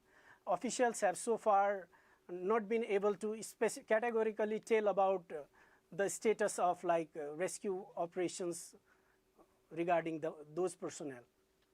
So just tell us what we do know about the rescue operation at the moment and what the government is able to do, given the terrain is so difficult there as well, the damage that's been done to the infrastructure. And as Azadeh was just telling us, the weather's not good either. Yeah, in the early morning, officials were saying that it was even difficult for them to find a place to land helicopters. But now... Flooding comes quick and destroys everything. Have managed, and they have said like they have rescued around 88 yeah, it's still flowing too from different sites and brought few dozens to Kathmandu for medical treatment. Hundreds of people are still stranded. I just spoke with the spokesperson of the Nepal Army. He said military helicopters were dispatched to rescue nearly 115 stranded persons on a single village in Rasua district. Officials have urged private airline operators to allow the use of even private helicopters because they want to mobilize everything at the disposal of Nepal to conduct this rescue and relief operations. Yeah, I would hope so. Officials are saying that nearly... It's still 5 to 6 hours until daylight. 1.5 dozen helicopters have been mobilized for rescue efforts, and apart from that... yeah, and obviously there's no power in this area. Soldiers all their power stations got wiped out. Have also been dispatched from ground. Great. This just in: 30,000 pounds of raw beef from Argentina that had been sent here because of Trump's whole thing has already been recalled. You know, in the impacted areas. Paninder, very good to get that update from you. At what point are we going to kind of, do something about this? I don't think that there is like pressuring Trump to leave office, but pressuring people like RFK to resign, that's a different story. It's devastating what you're describing and what appears to be emerging in Nepal. Thank you so much. This is insane, dude. What we're allowing these fucks to do to our food supply. And I'm sorry, if you're a Republican, I'm back at my COVID days where I'm like, yeah, I'm hoping you're the ones getting that cyclospora. Throughout the day, of course. You kind of deserve it at this fucking point. Get what you vote for. Let's bring in our global environment correspondent, Nadan Singh Khadka, who knows this area incredibly well. And can I start with that? Just describe to us the terrain and this part of Nepal and Tibet that we're talking about. So you see, this is like, imagine Tibet, the plateau, and the Himalayas, from where all these rivers snake through and then flow down into Nepal. And mind you, Nepal is where almost 60% of the Ganges, the Ganga River catchment, comes from during dry season. So imagine so many rivers. So this particular river we're talking about is also one of those tributaries, ultimately going down to the Ganges. Now, the thing is, it's not plain land. Ganges is in a plain land. This is all difficult terrain. Recalled already? Holy crap. Mountains, towering mountains, rocks, who could have seen that coming? Boulders and whatnot. And then now what we're seeing is all these different kind of disturbances. Again, nobody is going to tell us what actually happened. I'm still trying to find out. There are conflicting claims. Xinhua, the Chinese news agency, has called it mudslide. Now that is slightly, we are still wondering what that means. But there are conflicting claims about what actually happened. I was about to say. Can I just get you to back? So there's already conflicting information. One saying a mudslide, one saying a glacial mudslide, like a glacier-caused mudslide. I mean, let's put it this way. Whoever has moneyed interest studying it and they ignore the glacier part, I'm going to go out on a limb and say that is for a fucking reason. Back up on that. They cannot just admit that, climate change actually might be having an impact, because if they do, that impacts their profits. Guys, just remember, you probably are likely you're statistically more likely to lose somebody that you love to these fuckers' greed, because of, like I said, them cutting the FDA, not believing climate change, any of that shit. And I'm telling you, also you're for any of my people out there that are parents, I thought we all cared about leaving a better world. My parents lied. My parents were boomers. My dad, and the way that he actually did vote before he quit voting, yeah, I hate to say it, it did contribute to the enshittification of this world that we live in, because a lot of it is short-sighted fucking me mentality. Why will there be these conflicting claims? Why might we not ever know what's actually happened here now? I mean, it is crazy. It's crazy to see this when there's not a fucking, like, I can't say not a cloud in the sky, but look. First of all, it's a very difficult terrain. Sunny out. What is? No, it's very remote. Not a single person was just like, hey, we might have to watch out. All the mountains, towering mountains. So, it's very not all boomers are the same. I know. I try not to generalize too much. to assess because there are no boots on the ground. I know. And B, what scientists, glaciologists, hydrologists. It just sucks because it's kind of the way that, like, me as a millennial, I have to admit the cringe, like, shit from my generation. Are telling me because of That's the bigger thing is, like, no one's a monolith, and honestly, like, the right reaction to that is, yeah, we kind of suck. Soon the clouds are hovering around, so the satellite. Because it's true. Like, statistically, like, yeah, a lot, yeah, boomers and, like, the way that they voted, the Reagan shit, all of it. Like, unfortunately, can't penetrate. they can be blamed on a lot of this, at least the policies. But this is where I say, I try not to monolith everybody. Like, I have had this problem where people from other countries have been like, oh, well, you're responsible for this because you're American. It's just like, I didn't vote for Trump. It's just like, yeah, well, you're still from the country. It's like, okay. And sure, that is there. But even then, $100 cancer. It's literally a daily goal, you fucking idiot. those glaciologists are telling me that Truth over faith. it might be a case where rocks and ice avalanches went down, blocked the river, and that river got impounded, and then there was almost 50 meters of dam, that got built.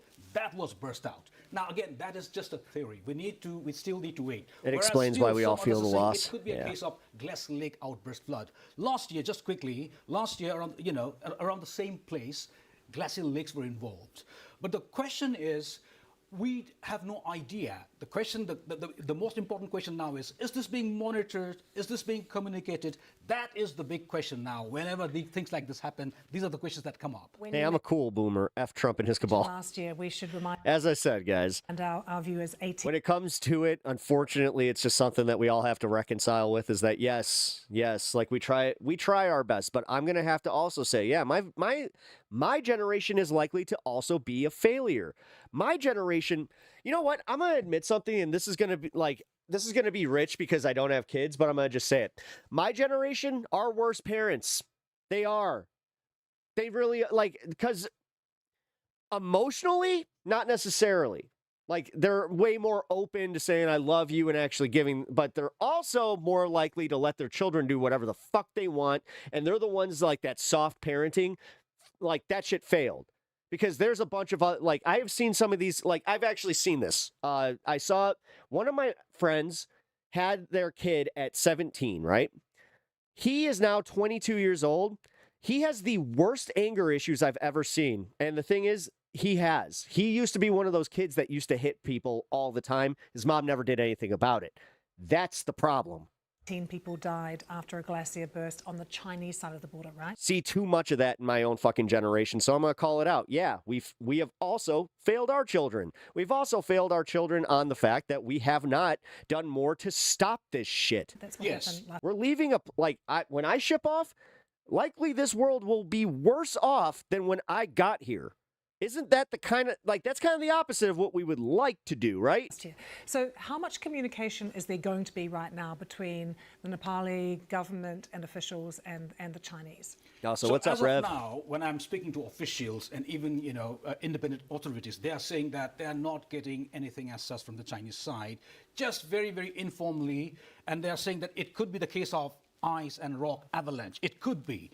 Again, it's it could be very difficult to get. Like I said, the Chinese news agency has. This guy doesn't want to fucking say that because what? You work for a fucking government-run news agency. Why in the fuck are you tiptoeing this? Mudslide and full stop. What that means, again, we are scratching our head what that means. But then again, in the wake of climate change, all this accelerated melting of glaciers, mountains becoming weak and unstable, what the mountains unleash down there, This is becoming very important. Why? And not to forget quickly again, earthquake.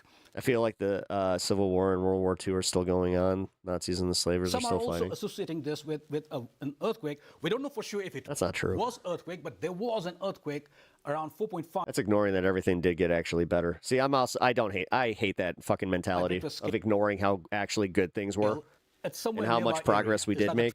Dude, gays can get married. Like, I got to watch that happen in my fucking lifetime, but we also fucked that up because we might be going, the other way. Trigger, is it not? We yet to know. And just briefly, how has the monsoon been this year as well? Well, monsoon has, to be honest, in some places it has been devastating, in some not.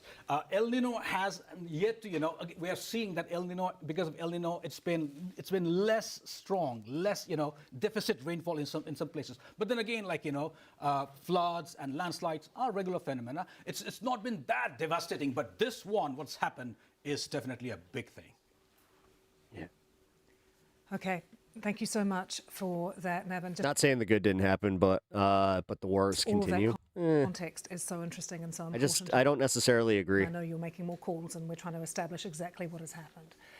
Stay with us. We're going to bring you more on this story, of course, around the world and across the UK. This is BBC. Because after post-World War II, the thing is, this is where I keep saying that it's like, yeah, humanity kind of sucks there, guys. This is why I keep telling everybody, this like whole utopian idea, probably not going to happen because we got a lot of shitheads out there. A lot of them. And a lot of them cannot be saved. I'm sorry. It's just a fucking fact. Some people just suck that much. I know, but this is the thing. You got to accept that some people cannot be saved. Some people are just that bad.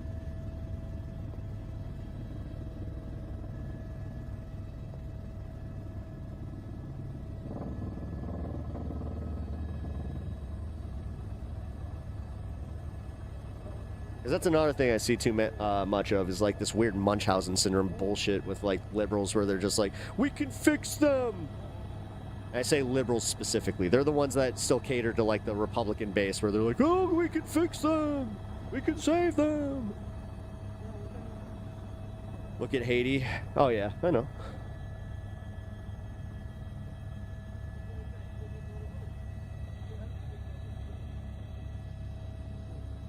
I don't know. Like, I have this really weird, like, it's going to sound shitty, but, like, Gary, Indiana, for instance. Gary, Indiana still has no power. People are fucking freaking out. But then it came to my attention that this last election, Gary, Indiana, had 8,500 people show up when they have a population of over 40,000. Maybe they need to show the fuck up. Wake up, guys. You do understand that that was the whole project, like, and this isn't Project 2025 or anything. This was just disenfranchised. Like, that was the whole goal in the 60s and 70s was to get black people so disenfranchised with voting that they don't even participate. That is why we're seeing shit like Gary happen. And it's not just black people. I'm not trying to overgeneralize, but Gary being a predominantly black city. But this goes for everybody. I don't care what your race or creed is. Go and fucking vote. Seriously.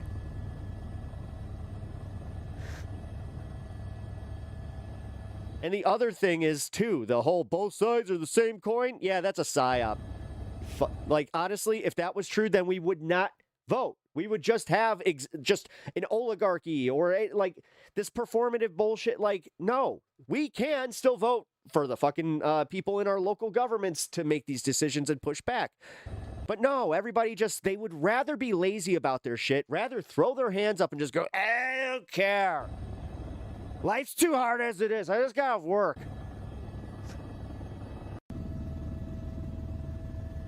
All right.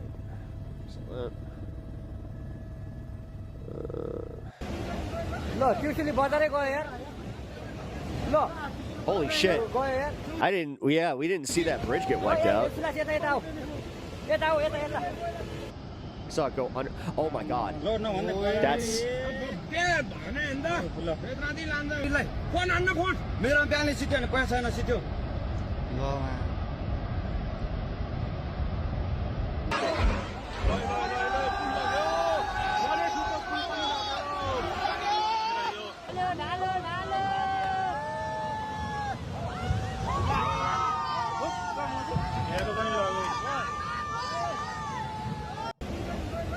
know what's fucked up? The Midas Touch would literally say that they were cheering that. That was them, being lamentful, but sorry. This is me also calling out the disingenuous fucking framing of all like the bullshit coverage of Trump. And like I'm saying bullshit coverage because that's what Midas Touch does. Like yesterday, we saw that where he's like, the merciless boos, play the clip. Nobody was booing. But you hear that, and then he'd probably just be like, they were cheering on the bridge, the bridge collapse. Like, fuck. That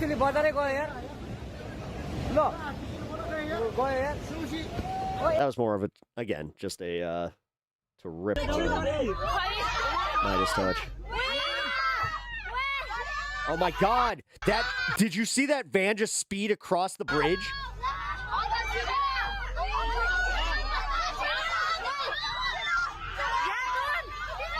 Because we know this bridge gets hit.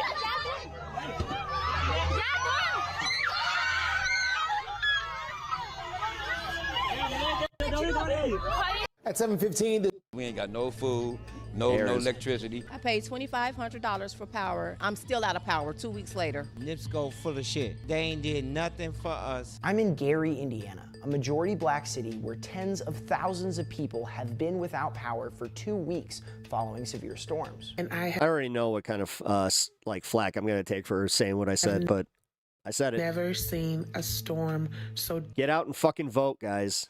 NIPSCO, yeah. If you had a government that actually cared about this shit, instead of just fucking always just being like, whatever. We live in a blue area, and then it turns out that no, you don't. You live in a pretty red area. Devastating in my entire. This is what happens when you get a Republican mayor that doesn't give an actual shit about where you live or the people that live there.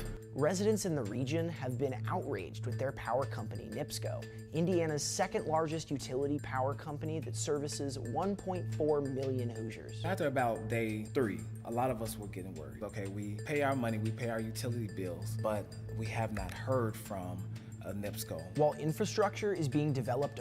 Yes, they do, actually. They vote for the infrastructure projects that would have made it so they would be able to have power, or they would have a system where they would be able to get more power to them quicker. Across the state. Because the thing that really is shitty about this is just how blatant the fucking racism is NIPSCO has been focusing on all these white areas and literally telling everybody in Gary, we'll get to it later. To support its 125 data centers, somehow this working class community is struggling to get the basic. Only conservatives use both sides as an excuse. Yeah, because they don't have anything to go on right now because they literally know that they are being their form of governance is failing. They run all 3 fucking branches and the judiciary, that fucking word. Still everything sucks. Everything's getting worse. Utilities they need restored while having to pay higher rates than ever. We probably saw an increase of, I want to say between 30 and 50% increase in our utility bills. 2 years ago, Blackstone, a private equity firm, bought a nearly 20% equity stake in NIPSCO, and rates have skyrocketed since. My first NIPSCO bill was $450. My last NIPSCO bill was $2,500. NIPSCO is almost like the price of our rent. They're being very greedy, and our prices are very high, and we're not getting much service. Why haven't we been made a priority to get our power back? Personally, I think data centers have been made the priority. Gary is a working class city where the average income is less than Yeah, there's a data center not even a few miles away from Gary, already up and running. $40,000, and it's located in the middle of Data Center Alley. NIPSCO's parent company, NiSource, is creating a data center-only utility and throwing resources there. Meanwhile, the residents of Gary have been suffering. In terms of rural areas that house a large black population, a large brown population, making sure that they have power is not exactly high on the list of priorities. A community that lacks resources, that is a food desert at times, that lacks in the educational system, that lacks resources from government. Why isn't this getting the attention that it truly needs? Because, short answer, racism. My indie comic pick of the week. All right, there we go. Now, well, this is going to be weird, so I'm going to have to do a pivot here. Give me one sec. Because I'm going to look for some more up-to-date news about what's going on in Nepal as far as, like, the, working in the dark here. Nepal rescue. Latest. All right, can U.S. please send emergency rescue teams to Nepal and Nepal? There are also three Americans. Oh, wow, you got people out here just like begging people for help. Well done to all the search and rescue dogs working in Nepal right now. I do. Good boys and girls.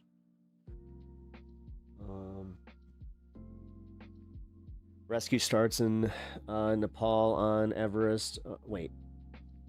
Everest. Oh, somebody's literally on Everest saying our thoughts are with those trapped in Nepal right now.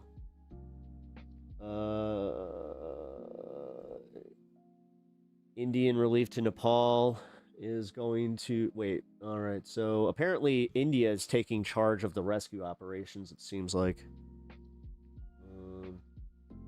Just due to proximity, China's going to be sending... Okay, China's also sending in a whole bunch of people.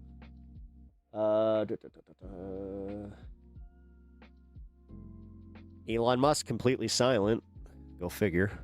Hey, Bandit, what's up, dude? Let's do this. That's fine.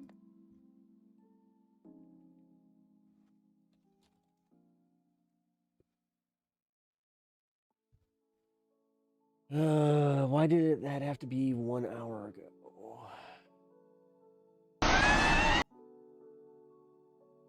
The details are just coming into us, but...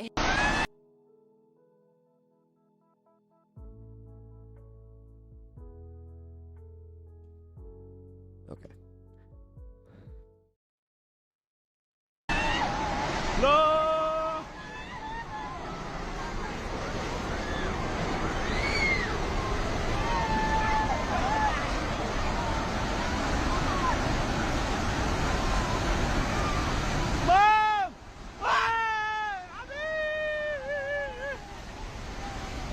All you can do is you can just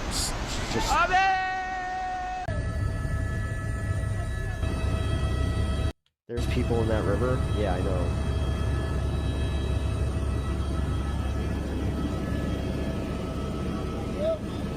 It's the rescue effort. No! Yeah, one more time.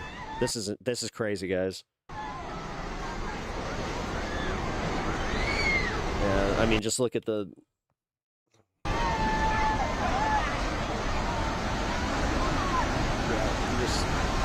Oh my God. Mom!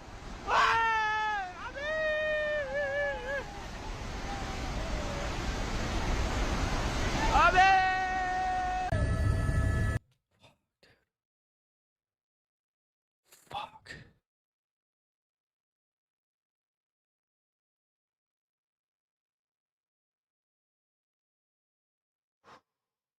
Okay.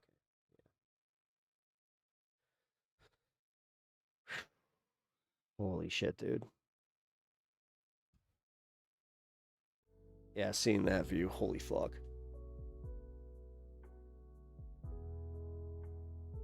Seeing that guy, oh my God, dude. Like I said, there's just nothing you can do. There's literally nothing they could do.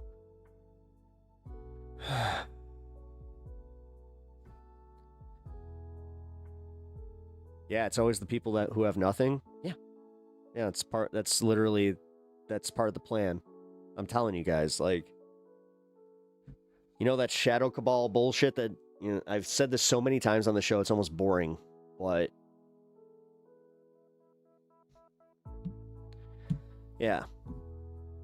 Fucking billionaire shadow cabal. Minus the shadow. They're out there doing it. Fucking, how do you look at Jared Kushner and just go, yeah, he's totally not part of that fucking, the elites that everybody was talking, like, seriously, fucking A. This is why, honest to God, I can't stand Trumpers, is because they just can't admit, it's like, yeah, you elected that. You did that. Like, there's a reason that they used you, because you're fucking dumb.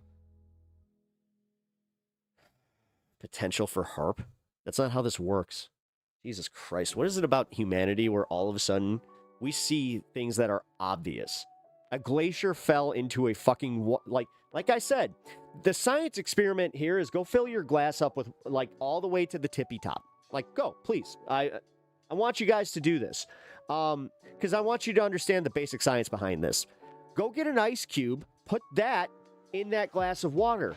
Will that overflow that water? Because that's what fucking happened.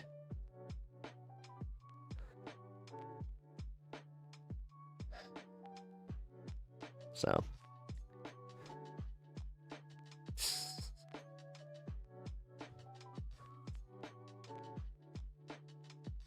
The USA, Trump, the evil clown, is not responding to disasters in our country. FEMA is federal fuckery now. Jess, there's nothing fucking funny about this. What the fuck, dude? Yeah, Jess, I think he was saying LOL to something I was saying. Yeah, because Robert's, yeah, he's cool. Yeah, Harp can't do shit. No, it can't. No, even fucking Jesse Ventura, like, walked that one back where he's just like, yeah, I went to the Harp station and then I realized that atomization is not a thing with weather. And I kind of figured out that these particles that they were shooting up there, it was kind of there was a theory of the Anunnaki putting some gold particles out into the air, and that some people used that and created a new conspiracy theory that I just decided to pick up because I was doing a show called Conspiracy Theory. Did y'all know that I did that? Did y'all know that it was on True TV?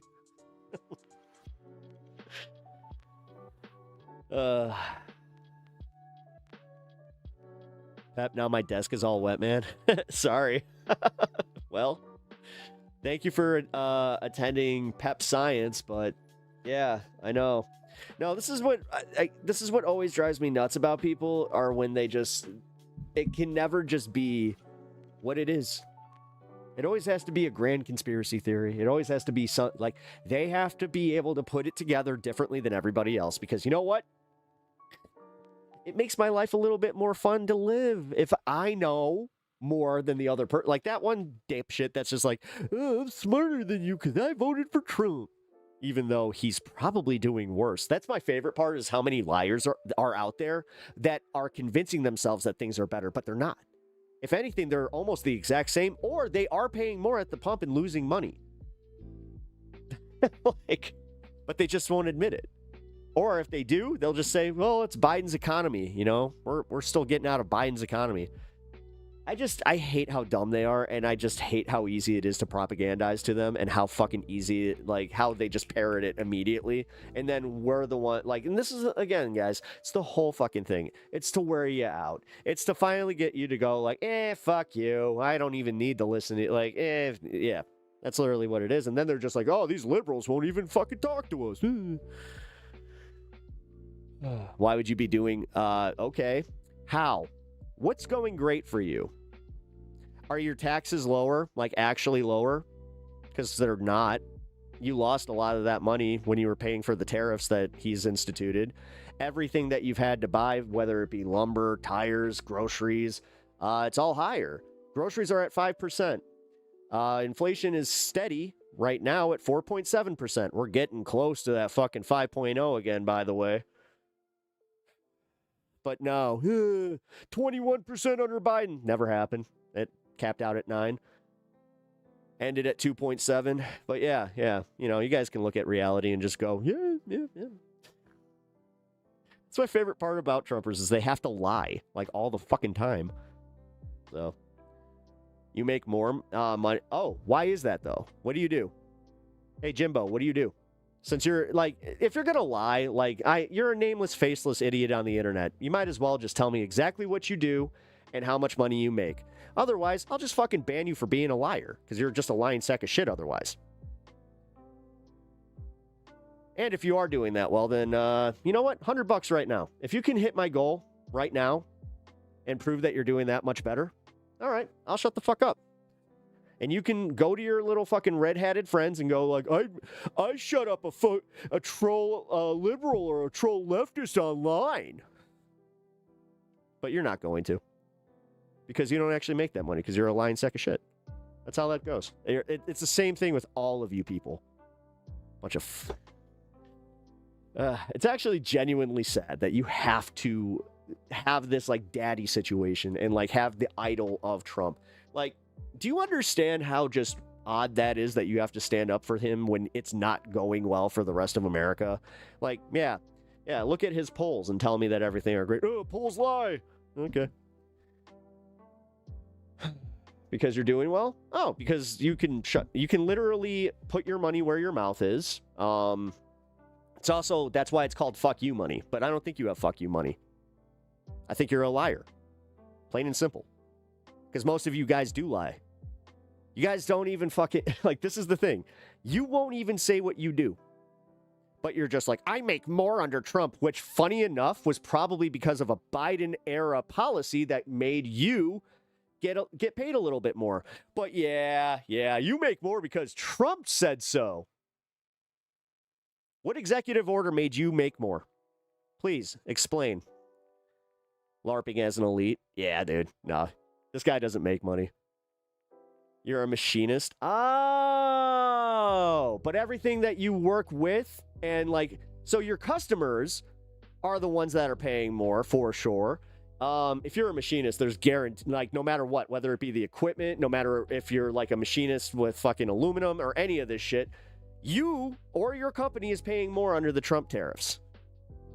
And also, you're part of a union. So guess what Biden did? Biden strengthened the unions. Trump wants to demolish them. But yeah, keep telling me how great Trump is.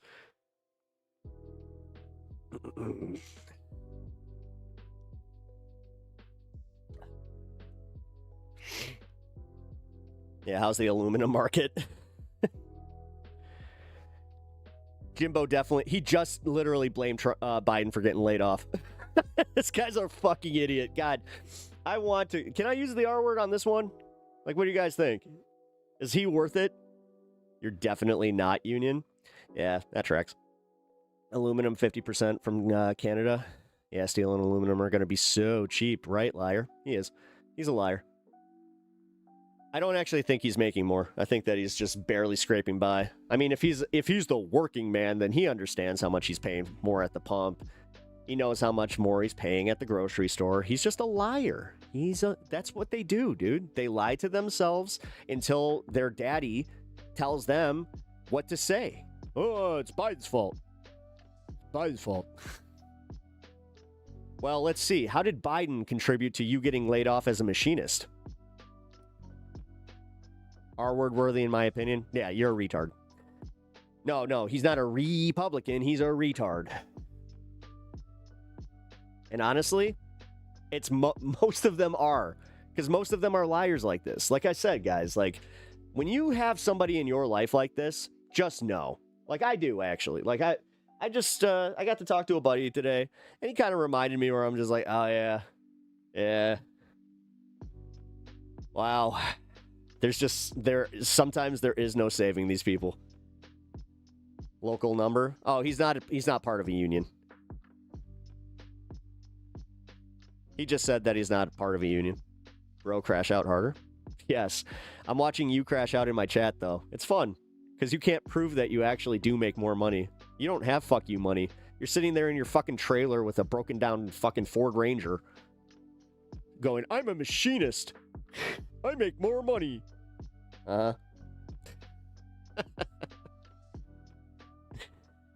This is my favorite part about doing this, is just how it's like, okay, cool. So you can't prove that you actually make more money.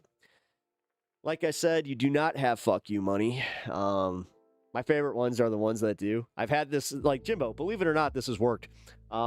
Where I had a Republican literally come out and donate like close to $500 to my fucking stream just to tell me to fuck off. That's fuck you money. That's something you don't have. That's somebody that you wish you could be. But keep being a mediocre white dude. It's okay. Hey, I'm a mediocre white man myself. I can smell my own. Oh. Yep, that's FU money. Oh yeah, literally. Literally, like the guy that like donated $500 just to tell me like to fuck off and then also told me to have a good day. That was pretty funny. Jimbo got himself fired 1000%. 1000%. What was it? Was it a racist comment or a sexist comment? Or it was wait a minute. He probably had an HR complaint. Let me guess. You're a machinist, so it was probably one of the girls up front. Oh man, you shot your shot at the copier and you realized, yeah, we know how it goes. Why would I give an F about what you believe? Oh, I mean, because realistically, it's not just me. I got at least 20 people here that get to see how much of a loser you are, so that's fun. Cool, Jimbo. But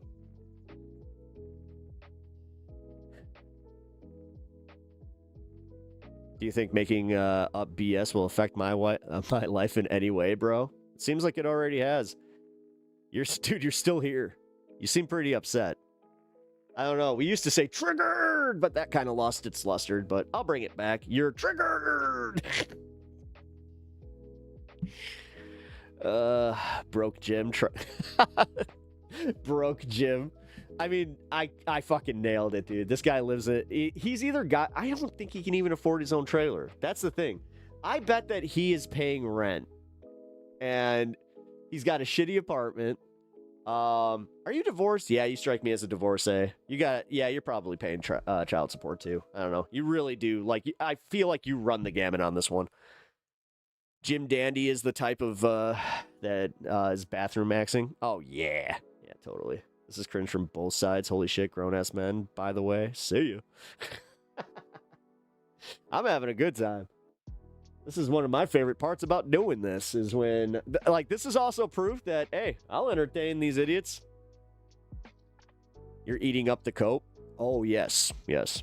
So much copium, where you're proving just how big of a loser you are. Cool. Yeah, he's pretty pathetic.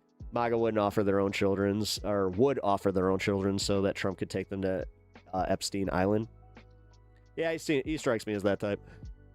Broke Jim enjoying those Snap Cheetos.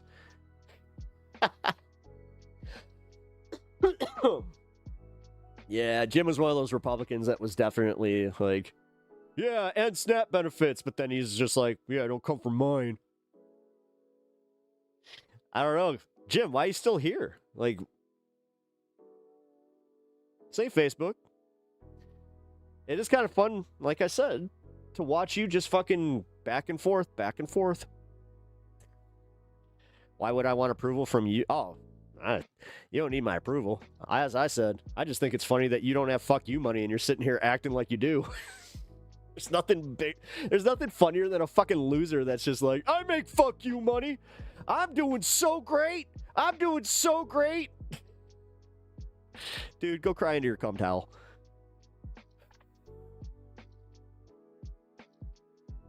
Jim Bob is crashing out for the Epstein class. Oh, yeah, dude. Yeah, we know. We know that you read the Epstein files and you didn't get any outrage. I think that you had the opposite. I think that, honestly, you're protecting them for a different reason. I don't know. Check his computer for sure. But, no, Rebecca, I was having fun. Well, I guess Rebecca says that I can't have fun anymore. It's okay. Oh, damn, the R slur. Oh, shit, he said it. Republicans. Ha ha ha ha ha ha. Yeah. Well, I got two out there. I like how I had to ask you guys for permission. See, that's how much I actually value your feedback on this. Wait,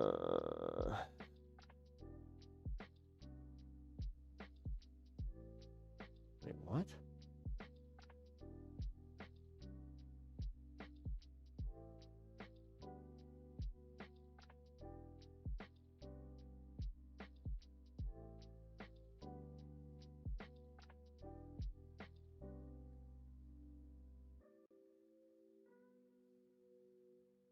Wait. Hold on. Okay. Well, that's interesting. We're getting some more news coming in about the rescue efforts here. Oh, he ban-evaded? Oh, he did. He tried to create a new account. Oh my god. Dude. Wow. Yeah, he's just here to watch me crash out. Meanwhile, creates an alt account when he gets banned. That's definitely showing that he wasn't triggered, guys. I was going to start asking him G codes. I don't believe he's a real machinist, just an operator. Oh, dude. If he gets back in here, hey, if he gets back in here with an alt account again, don't ban him right away. I want me runs to have a go. Let me runs seriously. Just watching totally needs another account. Yep. Magar deceitful snakes like that. Oh yeah, dude. Also, Tulkus, if you have not already subbed to the channel, please do. I hope you guys are enjoying the show. Despite the fact that, yes, when I go back and forth with trolls like this, it's not all the time. I don't know. Sometimes I enjoy it. Sometimes it's kind of fun. And also, like I said, I might as well, you want to talk about shooting your shot. Nothing was funnier than having a MAGA chud donate to my stream and prove me, I shut the fuck up pretty quick. That's Cope. You going, oh, hey. He's back. Bob Bunn. You're not a real machinist. Me runs. There you go. Have fun. That was some good roasting, minus the Arsler. Oh, fine. Fucking Natch calling. All right. We're back to that. I guess I won't use it again. Ugh.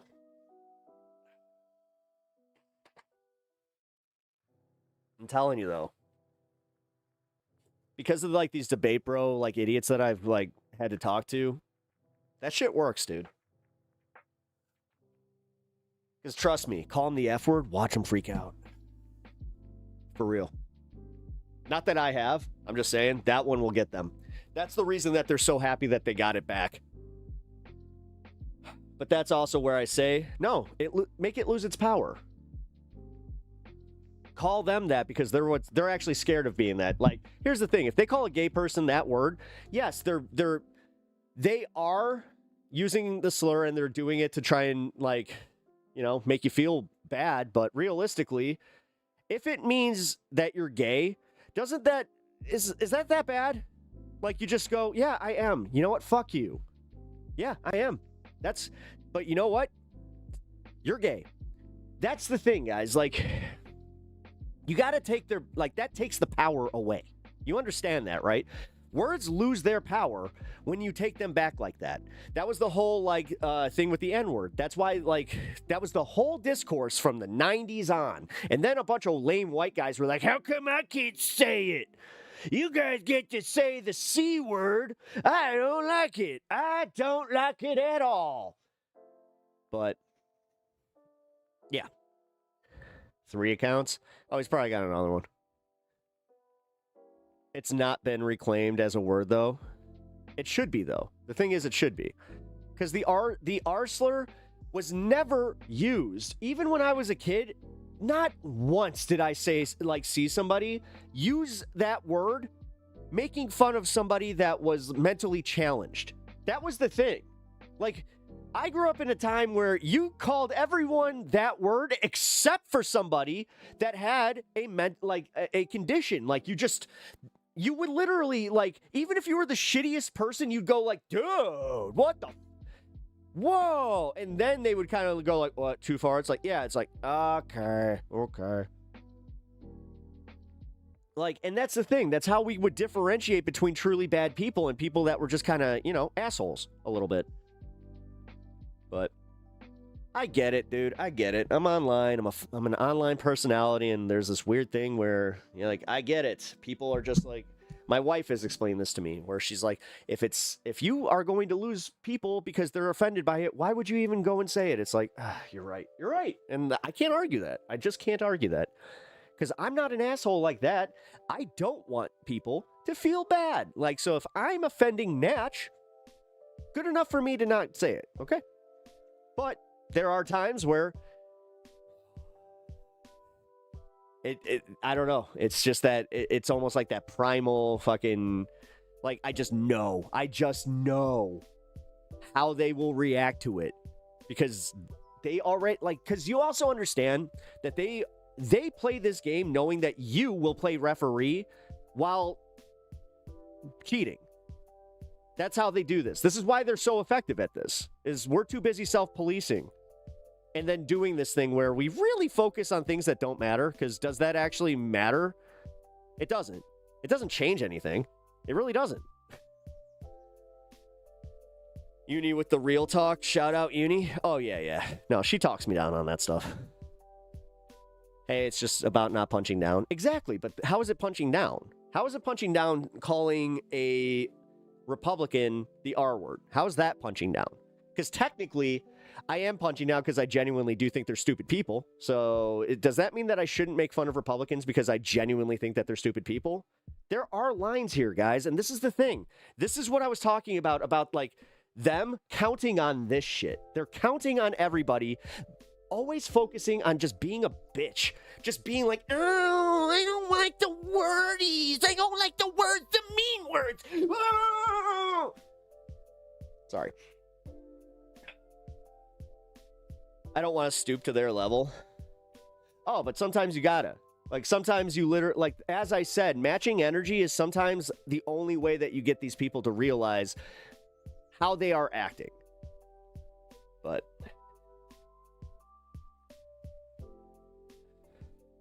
people who are the... Wait, what? Are you, like, using that, like, in the term that it's supposed to actually represent? See, like, this is the thing. I just want to have this broader conversation. Like I said, I will take that out of my fucking lexicon because it offends you guys. I'm just saying, this is where we gotta fucking get some tougher skin, guys. Seriously. You do. Because if this is the worst, like, bro... They're literally trying to say that trans people are not people. They will... You want to talk about dead naming and fucking... Now they're dead gendering. Like, they're literally just going to not recognize you as the gender that you say you are. Like, this is the thing, man. If I'm going to use their... Like, this is... It's kind of like the analogy about how, like, even the Russians would use the Germans' guns during battle because at some point you just realize that that weapon is more effective. Well, that's how that goes. I'm against the use of the word for a female dog to describe women. See, I don't police language, really. I police if I know that you're using it as a bad person. Like I said. But if you guys never... Like, honestly, if you guys want to always have your empathy weaponized against you, that's the way to do it. And that's honestly why they have been effective with this shit, man. I've been saying this for a while. You got the good roast, man. You don't need it. Like I said, I say that a lot. But like I did say, sometimes they don't respond to the good roast material. Sometimes you got to take it literally to their level for them to go like, huh? Like, I might be wrong about this, but like calling them the F word, that's like, that offends them way more than it should any gay person. It's about words and power, but no, I'm not here to police your words. I'm good with it. I've just been chastised so many times. I know the responses. That's the problem, though. That's the thing. Like, I know I'm fighting an uphill battle here, especially like with the people that watch me, because too many people just do not agree with me, and I'm fine with that. But realistically, this is how people interact in life. And I'll be honest, I don't want to fucking do this thing where I have to stop myself, like, in a moment where I'm having a heated discussion where I just want to say that and be like, maybe not.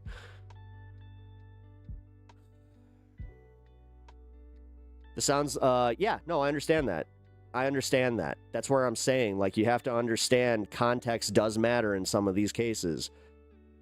No, I'll be honest. It seems like a lot of people are looking for their next victim to cancel because of fucking words. And also, they will let the right-wingers frame who they are going to cancel. Because they literally do this thing where they're like, look what he said. Aren't you going to cancel him? Go cancel him. And the thing is, they usually do. That's what this is my whole thing that I've been saying about the 2015 fucking, like, cancel culture bullshit. And I'm not changing on this one. I spent too many goddamn hours in comedy clubs hearing about this stuff. And realistically, I don't agree with it. I don't agree with this fucking, well, we gotta tighten up. Okay. Listen, like I have been trying to articulate, this isn't about trying to, like, just, oh, I want to use the R word just for everything. Because that, but I would love to be able to even use the R word or hear the R word and not have that, ooh. Oh, you forgot the M word. You can't say the M word for little people. Even though I've literally been told by a professional wrestler that is a little person that I can more than use that. But no, I can't. Because I was told by leftists online that I can't say that. Be completely real. That's all it is, dude. Like, you understand? This is the thing about Latinx. I remember having this conversation with one of my best friends, Mexican guy. He was literally saying how dumb Latinx is. He's like, you know that, like, white liberals, they created Latinx. He's like, dude, I'm Latino. This is, like, honestly, you guys being stupid and not knowing how, like, phonetic, or, like, not phonetics, what's it called? Conjugation. And I think he's right. I was 100%, like, I think he's right. I think it's like the people that the word to be used to refer to were people with differences. These people are just stupid assholes. That's the thing, though. I've literally been told that using stupid is the same thing because they were saying how stupid is a derivative of the R word. So honestly, see, this is where I'm saying, guys, you don't see that. But when I'm getting met with the exact thing that I was like, oh, this is, hey. That's the whole thing where it's like, where's the line? Oh, you guys are moving the line now. Okay, cool. Yeah, cool. People are using Latin now anyway. Yes, because they realized how stupid that was. They really, like, they kind of did walk it back and they realized how stupid using Latinx was. I've never had an issue changing my language if I knew it was hurtful to some people. The thing is, it depends. It really depends, guys. Like I said, the context is that I'm interacting with shitheads that they will only really respond to when you say something like that. Because then, like, my favorite one, and I know this might be stupid on my part. I know I'm arguing for something kind of stupid. Trust me, I get it. But you have to understand there is a line. Because when they do that, I thought you couldn't say that. That's where I have been met with that more times than you can imagine, even not as a content creator. But enlightenment is a continuing process. Using enlightened language as a choice. Yeah, but that's not my choice. You guys can make that choice. It's a choice of whether or not you know. And I hate to say that, and trust me, this is where I play this game where I will not cater to you just because. Now, I will say, like I said, starting to get mad at myself for repeating that, but because I respect you guys, yes, I will try to not use it. But I'm also not going to fucking lie to you guys and pretend that, oh, I'm so enlightened. No, I'm not. I'm really not. I don't go around using the N-word. I don't go around using any of that stuff. But, this is the reason, is because when I was in high school, like once we established the line, and it actually stopped at F word, I won't use that. I personally won't, because I did see it used as too much of a hateful thing. Like, what are you, F word? It's like, Jesus. But that's also where I do say, if you are gay, please be proud. Be gay and proud. Be very gay and proud. Like, geez, I saw, again, like, this is where the line is there. The policing from the left does take away from the real issues, especially since conservatives would rather dog on you for language rather than talk about their policies. Yes, thank you for seeing it that way, Bloodstone. I appreciate that. I like that we can discuss this. Yeah, me too. No, seriously, me too. I love the fact that we can discuss this and I can be honest about this. But I'm also, this goes back to where I'm sorry, like if I'm not catering to you enough on that language front, I apologize. Like, I get it. No, literally, I'm saying the opposite of that. I'm saying that you can do, like, this is what I'm saying, Groove Dragon. Your choice to not say that word is fine. But the problem is when you start saying people like me or somebody else in your life can't say it because you don't want to say it, that's where I kind of draw the line. You know, specifically with that word. Now, is this kind of a stupid argument? Yeah, I totally fucking get it. And that's why, like, I would prefer that this wasn't even an argument where it's just like, okay.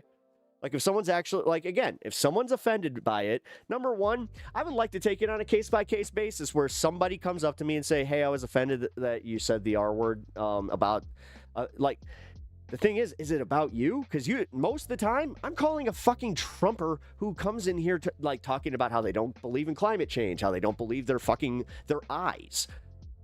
But, whatever. All those words, such as the N-word at one time, was okay for people to say. The line moves between people are terrible, and language is a tool. Yes, to a point, though. Like, to a point. Because, again, the way that, like, the N-word was used, like, dude, that like, was so hard that it would literally, like, break through, like, generations. Like, it almost became, like, DNA coded where you hear it and you're like, ooh.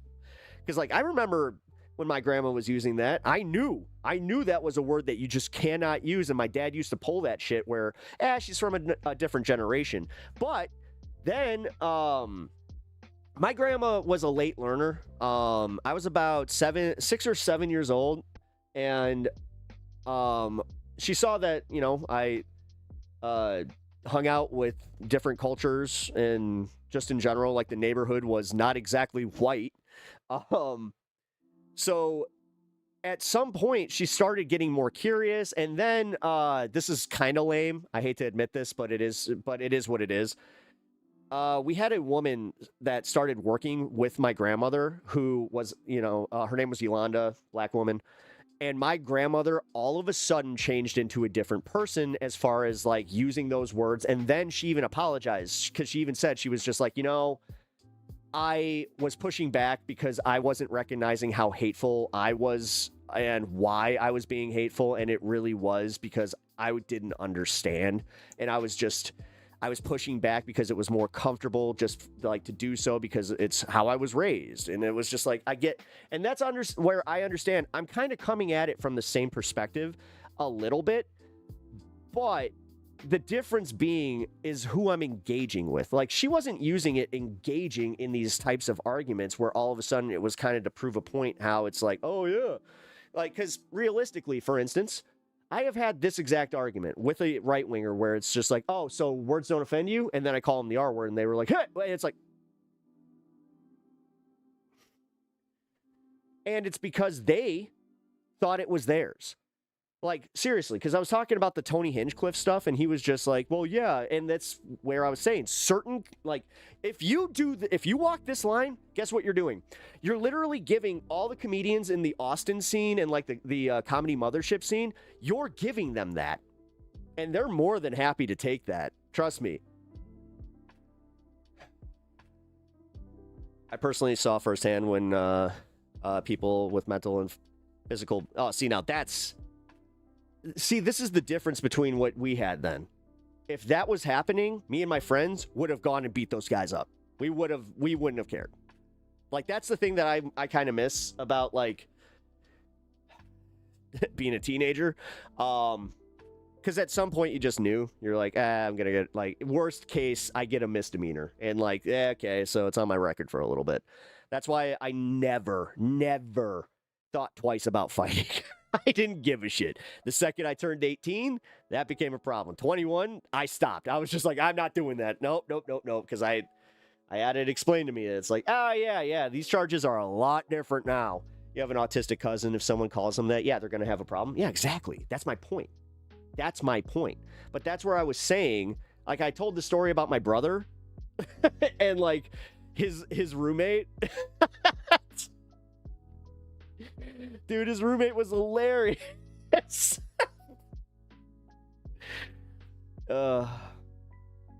Good evening from Norway. Good evening. Man, I'm getting a lot of people from Norway lately. Is it because Vosh is moving to Norway that all of a sudden... Or, wait, he's not moving to Norway. He's moving to the Netherlands. My bad. Mixed up your countries. Well, welcome to the show. No, I've just been getting a lot of people from Norway lately. My husband's son has autism too, Natch. Well, I mean... For real, those people get stopped. Yeah, that's what I'm saying, though. Like, this is what I miss about, like, having nuance to this stuff. Like, and yeah, I know this is gonna come off as, like, literally lame white dude lamenting about what he can and can't say and what he used to be able to say in high school. It's literal. Trust me, I understand the optics of this. I'm not proud of it, but it is what it is, though. And the thing is, not enough people are willing to be honest with how they feel about this stuff, especially on the left.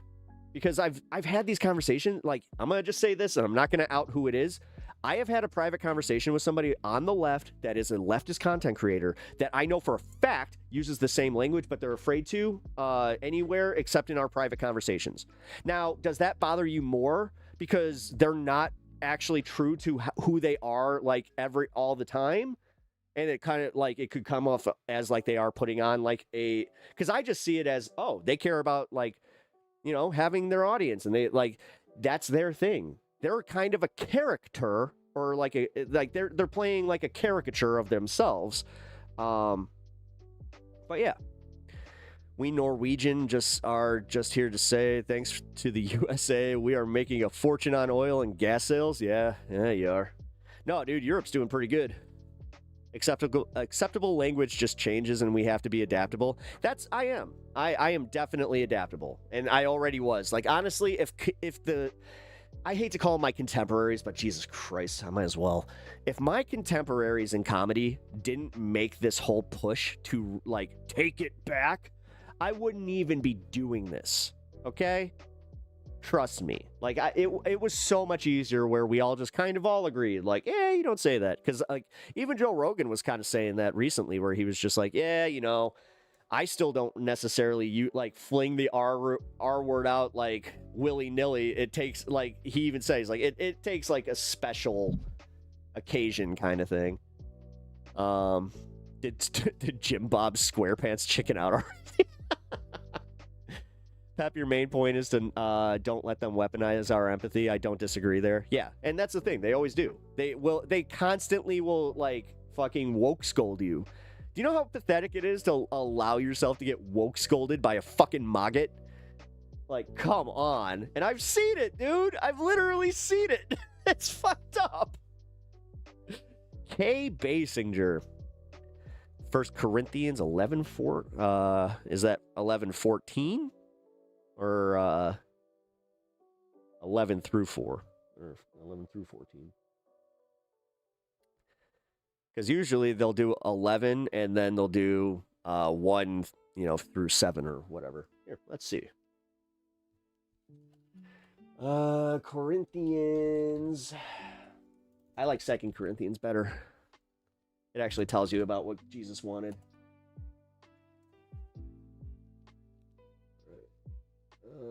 Does not the very nature of things teach you that if a man has long hair, it is a disgrace to himself? And then here, let's get 15 now. I can take the Bible out of context too, by the way. But if a woman has long hair, it is in the glory for her hair is given to her for a covering. Now,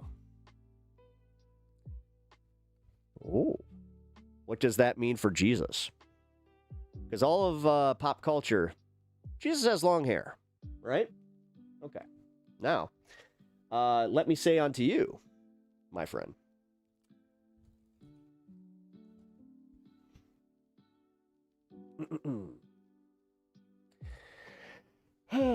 Enter through the narrow gate for wide as the gate is broad. Wait a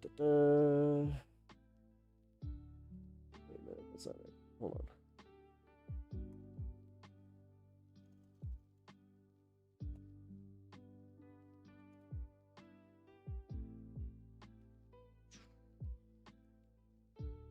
No cussing, please. Go fuck yourself.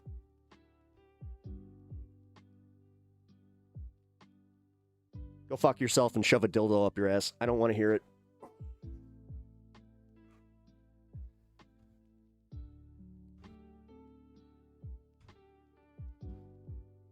There we go.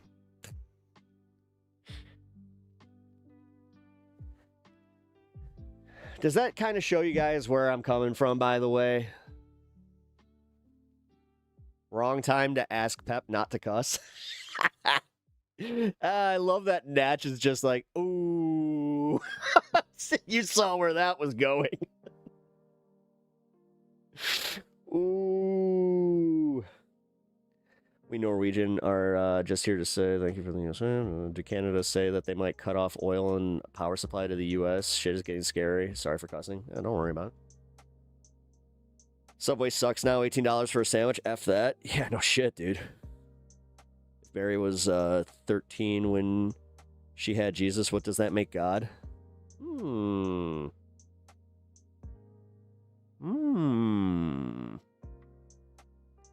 you got kicked already?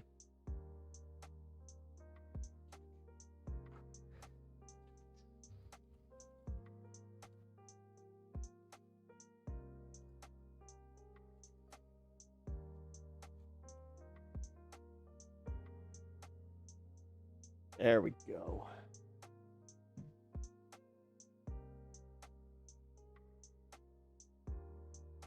Enter through the narrow gate, for wide is the gate and broad is the road that leads to destruction, and many enter through it. But small is the gate and narrow is the road that leads to life, and only a few find it. Watch out for the false prophet. They come to you in sheep's clothing, but inward they are ferocious wolves. See, the thing is, you wanted to make fun of me for looking like a woman, right? Yep. Well, sheep's clothing. Are you judgmental? Because only God can actually judge. See, by their fruit you will recognize them. Do people pick grapes from thorn bushes or figs from thistles? Likewise, very good trees bear good fruit, but bad trees bear bad fruit. Oh, man. Let's see. Not everyone who says to me, Lord, Lord, will enter the kingdom of heaven, but only those who does the will of my Father who is in heaven. Many will say to me that day, Lord, Lord, did we not prophesy in your name and in your name drive out demons and in your name perform many miracles? Then I will say to them plainly, I never knew you. Away from me, you evildoers. They don't like that one. As I said, guys, I've said that a lot today. I try and be more aware of that, of all things. But yeah, Matthew 7 says it pretty clear, you know. Jesus and God, like the God that you love and the God that you say that, like, you know, is going to save you from your sins and all that kind of stuff. Yeah, your God is telling you that what you're doing is wrong and actually will lead to you not being recognized as a good Christian. See, I can cherry pick the Bible too. Except when I cherry pick it, I use the ones that are absolutes, because this was the Sermon on the Mount. This was like, here's the difference, and a lot of you guys that aren't Christians might not recognize this. So the Gospels are like, they're the inspired word of God, yes, but the actual stories of Christ's like works, those are the holiest. Like, you don't question those. And if she does, like, if this lady wants to fucking come here and be like, the Bible says that you're not supposed to have long hair. Well, guess what? I'm not a Christian either. I just happen to know the Bible better than you. Like most atheists usually do. Daffing sex scuttlebutt. Too expensive is to damn Sandy. Wait, what? Leadbelly used the term woke in a Smithsonian recording of the Scottsboro Boys at the end of the song about wrongfully convicted young black men. He said, "Stay woke, keep your eyes open." I didn't know that. I actually didn't know that. I knew it came from like black culture in general, but I didn't know exactly where that came from.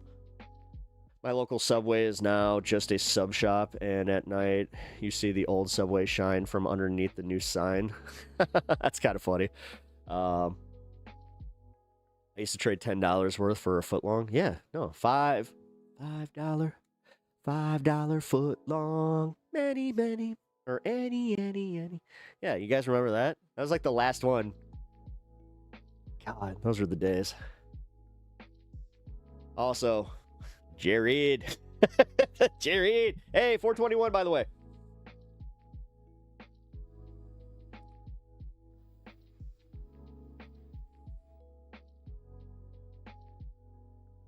You're avoiding beef for 6 months?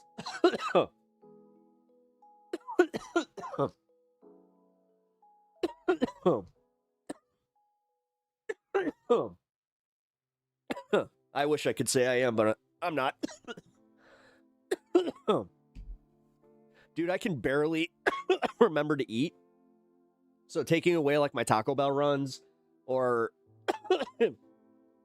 just I don't know. I don't know. We'll see. Yeah, thank you, Groove Dragon. I like learning stuff like that. Yeah, no, that's really cool. But yeah, what about Samson's hair? Oh shit. Yeah, Rebecca, wait a minute. That's right. I forgot about that.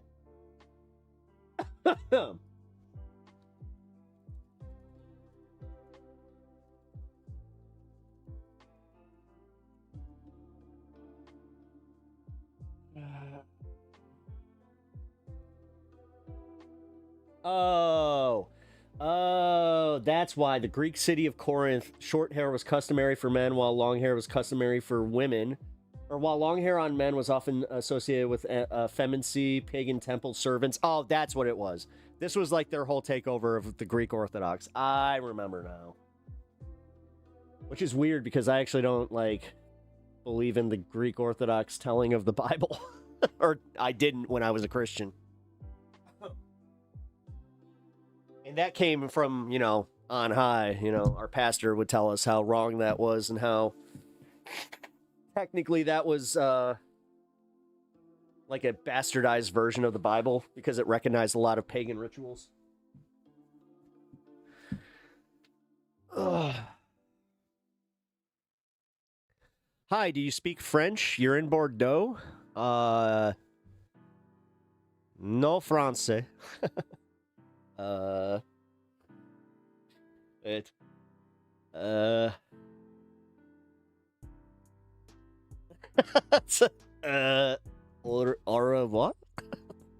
revoir? Au revoir? Au revoir! Oh, I do speak French! Oh, damn it, I did it. I tried not to, but I did it. I just couldn't help myself. I remember being able to see a movie and get a Happy Meal for $10. Happy Meal for $10? Jesus, how much are you paying for a Happy Meal now? Holy crap.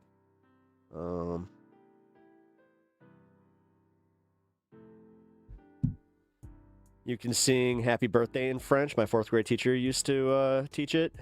In America, French speaks you. Nice.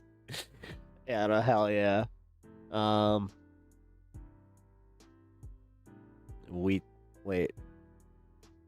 Watashki Kochani? Watashki Kochani? Did I say that right? Hey, I'll try. I'll at least try. You used to know a Christmas Carol in French? All right. Let's get to this. Let's get to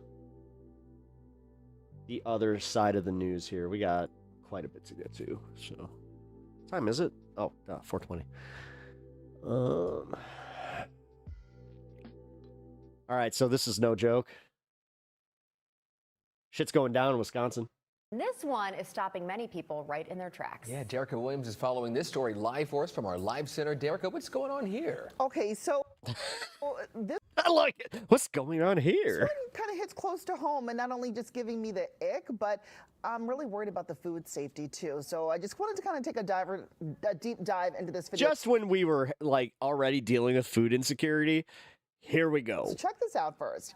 So we just got the okay to share this video of an incident. It's at the Panda Express on Milwaukee's Miller Parkway. So this is in West Milwaukee. Take a look right there. Yes, it captures a Panda Express worker stepping around food. Look, the girl's still like just pouring fries in the basket as the guy's over there cleaning. It seems like he's trying to clean that fry station area, but this is all in the midst of food being prepared. It's like no one's missing a beat. This guy's up there spraying the top. He's stepping his dirty shoe and foot right there in the fry area. In the fryer. Okay, everyone's kind of like grossed out by this. Obviously, we're like, what is going on at this location? So Fox Business elaborated more on this incident. So apparently, the person who captured this footage, Paul Finger, said he noticed the gentleman just kind of jump on the fryer and the lady just poured food into it. So he detailed what he saw. The worker started They think that we also want to eat the boot. spraying and wiping. Dude. Standing right over the food. He said he couldn't Oh my God, if someone with a red hat was in there, it's just like, I have your meal. believe his eyes, and I think like neither can we. And no one These seems employees to say are putting in 110%. The thing is, yeah, but that's not great. That's not great. anything. That's I mean, dude, kind of the bad part too. The female employee, as you saw right there, just continued on, reached between his legs. yeah, he dropped the just bowl kept of fries in going. the Oh my basket. God, come on. Yeah, she literally pours it in the The fryer. worker kept on Bro. going. So we did reach out to Panda Who still Express. ordered and ate while they were watching that? And a I mean, dude, people are literally like still picking out food while he was doing that. Like they didn't notice he was doing it. Spokesperson released this statement. It says, the incident occurred in early July and we addressed it 10 toes immediately, down. becoming aware of it. The behavior shown is inconsistent with our food safety and workplace is it? standards. Is it? We took corrective action, conducted retraining, and reinforced proper safety procedures. Oh, they didn't at fire the him. That's restaurant good. And That's throughout good. the region. So the safety of our Yeah, guests. retrain. Yeah, he should not get fired because literally he's trying to do his job. And the thing is, when you're doing that kind of stuff and they're telling you to like do your cleaning duties, you don't necessarily think of like, oh, like the chemicals from whatever you're spraying going down into the fryer or on the food or any of that stuff. You just don't think about that. And associates remain top priority. We have So yeah, reached out like to the he just needs to be taught like, no. health department, and it just has me thinking, like, if we're seeing this guy's the nasty shoe, what else maybe? So I started digging into maybe past violations. I said, let me go to the health department in the meantime and see. Well, to be fair, I mean, at least with Panda Express, that's an immediate thing that will be fixed. We have learned that at actual Chinese food restaurants in Florida, I'm going to just say it. I don't think I'm ever eating Chinese in Fort Lauderdale ever. What some of their other violations were. Ever. So this one was not on there, but there was one from 2026. Taking a quick look, a couple of them are dealing with like food I contact. like how she's just like, wait a minute. And she's even thinking like, is that the one I go to? And like soiled surfaces, things like that. The surface of the interior and the small prep area was visibly soiled. And some of these also are repeat violations that I've seen too. And this is just over like the past 2 years or so at this location. One there's of them, multiple. the food and non-contact service. So the mixing one at the cook line was heavily I soiled. think she just vomited in her mouth. She's definitely not doing okay because she's literally like. And also food contact services at the ice machine are visibly soiled. So that one was back in June of 2025. Like I said, we had some in 2026. You know, but it just had me looking into it. So we're waiting to hear back on this incident. Nice but, like you know, ratio. this Good also job, just chat. goes Thank to show you. take a Hell look yeah. at these Thanks, from guys. Maybe even your favorite restaurants, because you can see what it uncovers instead of a viral video like that, making like, ugh, you know? This is bananas. It's crazy. Like, Yeah, retrained the whole team because they saw him doing that and didn't stop him. The shoe is one thing, Derica, but for me, it's also like if you've sprayed your house before, you know that not like there's drippage. It drips. Yeah. So there's cleaning. Yeah, I mean, dude, seriously, like I was just cleaning my bathroom the other day. So I have to wear a mouth guard. I do that thing where like I grind a lot at night. So I have retainer cleaner, right?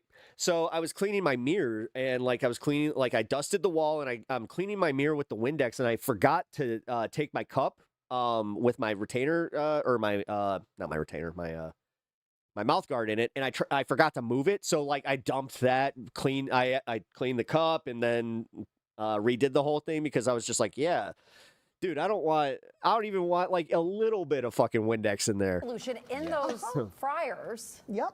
And for no one to say like, hey, stop, don't do that. It was like business as usual, which was like, why is this okay? Definitely done that So before. we'll see what Oh, that kind of grind? this unfolds as well, guys. Eat there at your own risk. I am the only patient my dentist has ever seen that broke his own tooth. There you go. Oof. Also, I love how With a mouth guard in. Erica's the perfect person to be on this case because she's our in-house health department. She does not miss with making sure things are clean. She keeps the newsroom food on the up and up. She is a great coworker for This is in Milwaukee, by the way. many reasons. Yes, and that is one of them. On July 30th. Okay, so we'll come back to this one. I wanted to keep this here. Yeah, we'll come back to this one.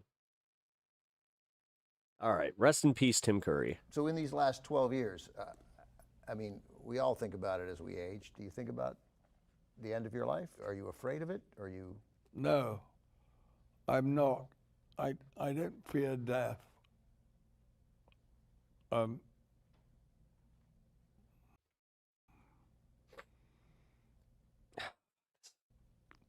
So, full disclosure, this is what happened to my brother. When he had his stroke, he ended up kind of like, actually, Tim Curry has more mobility and more of himself, but yeah, it's the same thing. I try to avoid it. That's why, like, I'm sad about my brother dying, but he was ready. As I think we all do. But I suspect that in the end I will welcome it. What does that mean? Well, I think it may be very comforting to go bye-bye, and I want to earn it.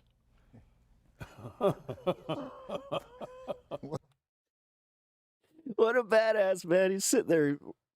What is that? Oh my God, he's laughing about it, man. Well, I want to earn the privilege of not being here.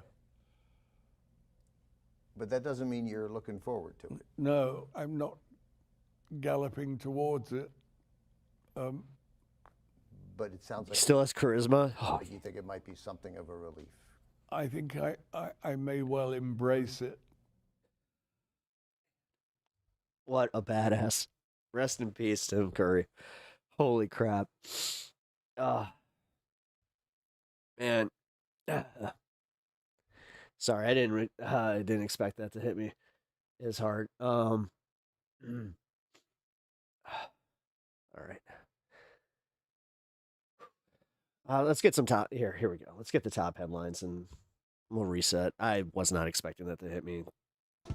Welcome to Democracy Now!, democracynow.org, the War and Peace Report. By the way, hit the like I'm button, Naveen please. Sheikh. Amy Goodman. I did the same. Oh, man, I can't even be goofy right now. We'll be Fuck. back later this week. Iran announced that it's resumed negotiations with Oman over managing the Strait of Hormuz. Oh, shit. She doesn't actually need to be sped up. I'm sorry, Amy. I'm so sorry. Despite mounting economic pressure from President Trump. It comes as the U.S. says it has completed the Breaking news? Yeah, I mean, dude, did you not see what happened in Nepal? clearing of mines. We've already gone through it. Just look up what happened in Nepal. What did Anna Kasparian do now? From the Strait What did Anna Kasparian do now? That's a very good question. What'd she do now? I'm of Hormuz. lost. An oil tanker was struck by an unidentified projectile off the coast of Oman on Tuesday. Meanwhile, the U.S. I'm sorry, I just kind of had that moment where I'm like, dude, we cover so much of her where it's like, oh, great. Damn, is Barron already balding at 21? said that it was tracking a recent Holy shit, he is. video broadcast by Iranian state television to assassinate Trump's youngest son, Barron. The potential plot alleges that a $10 million bounty had been offered for his killing. In Gaza, Palestinians in Khan Yunis held a vigil at Nasser Hospital for journalists killed by an Israeli strike a year ago. On August 25th, Oh, you haven't seen their Newsmax interview? Oh, God. 2025, Israel struck Nasser Hospital, killing at least Well, I guess 20 we'll cover it. people, including 5 journalists who worked for Reuters, the Associated Press, Al Jazeera, and other He got news his father's outlets. genes? Yeah. Reuters editor-in-chief Alessandra Galloni and the AP's executive editor Julie Pace issued a joint statement Tuesday saying, Oh, you quote, just got audio right now? Okay, so what ended up happening is they put a $10 million bounty on Barron Trump. No, they did not fire anything at him. we again call on the government of Israel to And what happened in Nepal was apparently there was an earthquake that they're theorizing right now. We do not know for sure, but the theory is that the earthquake shook off a glacier that fell into a river, and then that river it flash flooded an entire village. And I mean, it took the entire village out.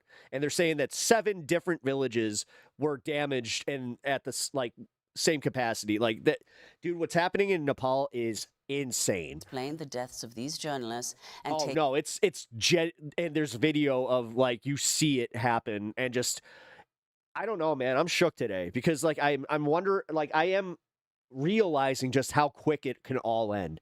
Literally flat, it could just power goes out. Done. Take every step necessary to protect journalists covering the conflict. Yeah, an We'll overland tsunami. continue to seek answers, demand accountability, and call for access to Gaza to provide support to our colleagues who've been covering the war for almost 3 years now. These were the 5 journalists killed by Israel a year ago. Jesus. Reuters journalist Hussam al-Masri, who was killed while operating a live video feed at the hospital, Mariam Abu Dakha, who freelanced for the Associated Press and other outlets, Mohammed Salama, who worked for Al Jazeera, Muaz Abu Taha, a freelance journalist who worked with several news organizations, and Ahmad Abu Aziz. This is the brother of Reuters journalist Hussam al-Masri. They were not numbers, but they were lives moving among us. Each one of them had a dream.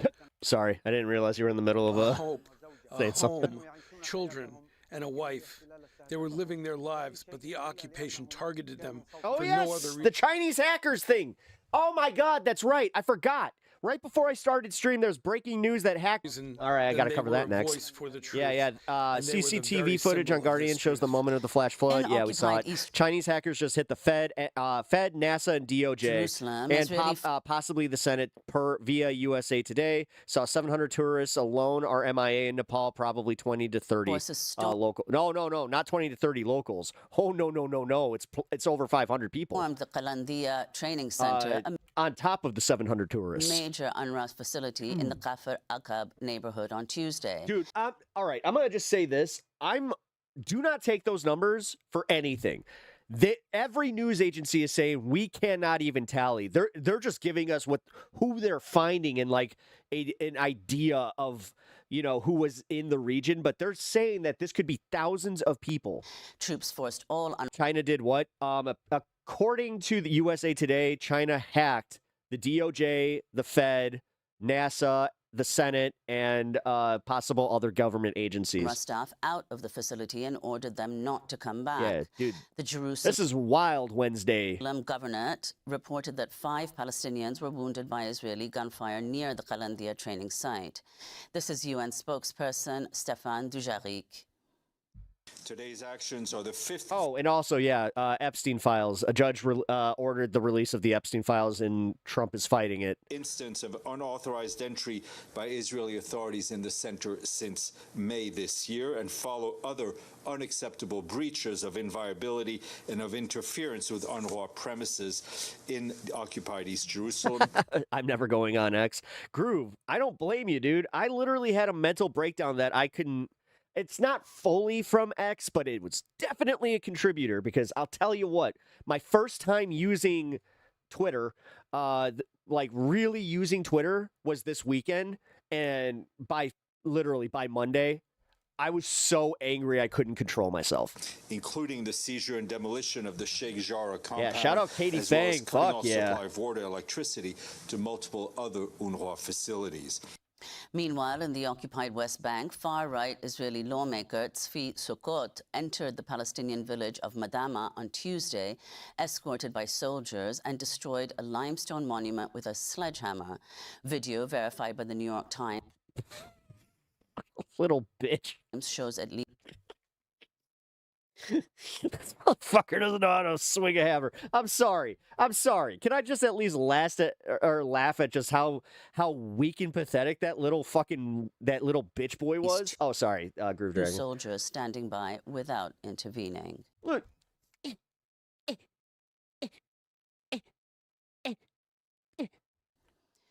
The U.S. Fucking idiot.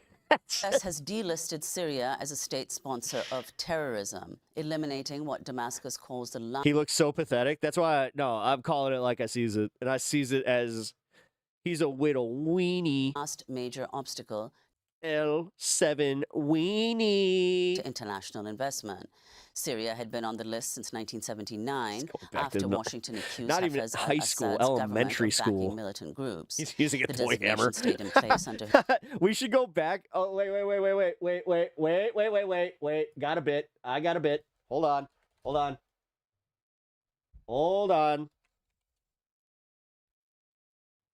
No, Jesus Christ.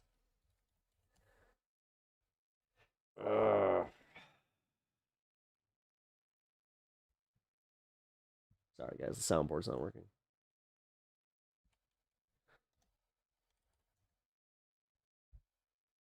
Okay, here we go. Let's see. Go back to the hammer. Facilities. Meanwhile, in the occupied West There we Bank, go. far-right Israeli lawmaker Tzvi Sukkot entered the Palestinian village of Madama on Tuesday, escorted by soldiers, and destroyed a limestone monument with a sledgehammer.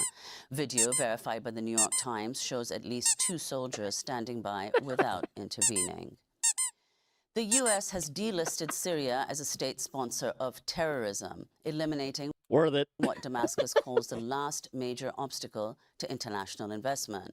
Syria had been on the list since 1979 after Washington accused Hafez al-Assad's government of backing militant groups.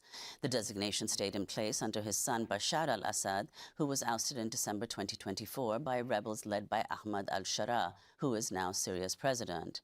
Cuba, Iran, and North Korea remain on the U.S. list of state sponsors of terrorism.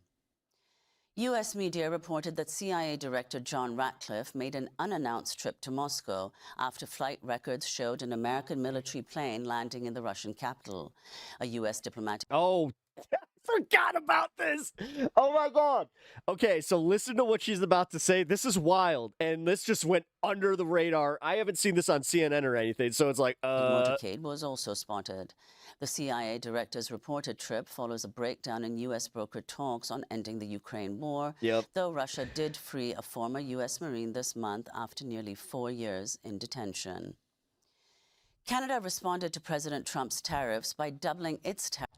Oh, that wasn't even like, I heard that this was because of a breakdown where they were fearing that there was going to be retaliation from Russia. Tariffs on American steel and aluminum from 25% to 50% on Tuesday. Canada will also and yet the stock market's just like, and everything's great. Impose tariffs ranging from 15% to right 50% on about 700 other products. The U.S. had imposed a 50% tariff on $20 billion worth of Canadian imports. This comes as President Trump said on social media he is, quote, giving serious consideration to renaming Lake Ontario Lake America. I do only need 2 followers to hit 666 today. Here in New York City, an interfaith coalition on Tuesday denounced the upcoming visit of a prominent Hindu nationalist. You have some great news, but also a problem. Oh, well, Luthen, number 1, good to see you. It's been a minute. What's up? What's the problem? From India at Madison You have Square some great Garden news, this but also Mohan also a problem. So the good news is not a problem, right? Head of the RSS, a far-right I'm waiting with bated breath on this one. Closely linked to India's ruling BJP party. You interested Prime Minister Narendra Modi is a member of the group, and Bhagwat's rally in New York marks the 666, the number of the beast. Beginning of a global speaking tour for the 100th anniversary of the RSS. Earlier this year, the Sorry, United once I hit that number, that's how I'm going to speak. Like, literally, I'm going to be starting every show. Are you ready to rock? Are you ready to rock? Because it's 666, baby! States Commission on International Religious Freedom And then all of a sudden, 667 is just like, hi, welcome back to Pep Talks. The U.S. imposed sanctions against the RSS for their responsibility for and tolerance of. You got engaged! Oh, fuck yeah! High five!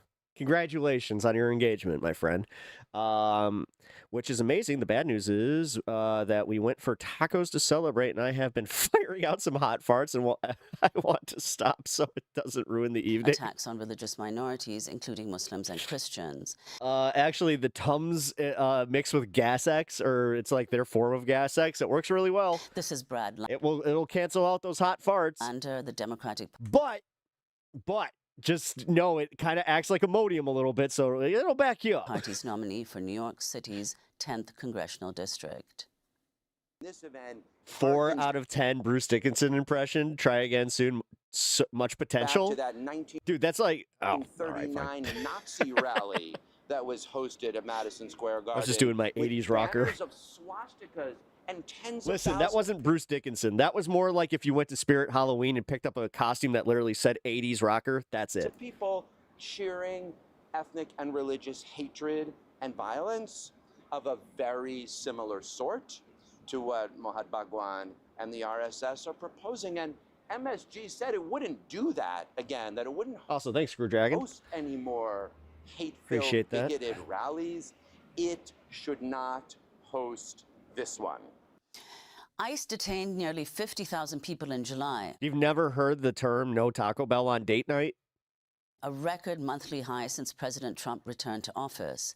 ICE has increasingly relied on collaboration from state and local law enforcement to arrest more. I don't know. Let's put it this way. If I was dating and a girl's just like, can we eat Taco Bell? It's just like, oh, this date went awful. Immigrants at traffic stops, a partnership that's become key. Either that or she's just fucking to Trump's mass deportation campaign. If it does go down where you're just like, oh, she's wild. In related news, New York's legislation prohibiting state and local law enforcement agencies from cooperating with ICE went into effect yesterday. If she asks for Taco Bell, Under she's the a keeper. Cops Local Crimes Act, yeah. the agreements must be terminated, setting up a potential legal battle with New York counties that have not yet committed to complying with the statute. This is New York Governor Kathy Hochul. ICE's dangerous and aggressive tactics to pursue civil immigration. Again, I'm very clear here. For civil immigration enforcement. This only continues to evoke fear on our streets. And our local cops will not be part of it. Because we hold our police to a higher standard. They hold themselves to a higher standard. 6 immigrants who were deported from the U.S. to Liberia last week reportedly resisted Ain't no getting romance and help happening after the bell. Plane and were instead flown to Equatorial Guinea. The Trump administration has secretly.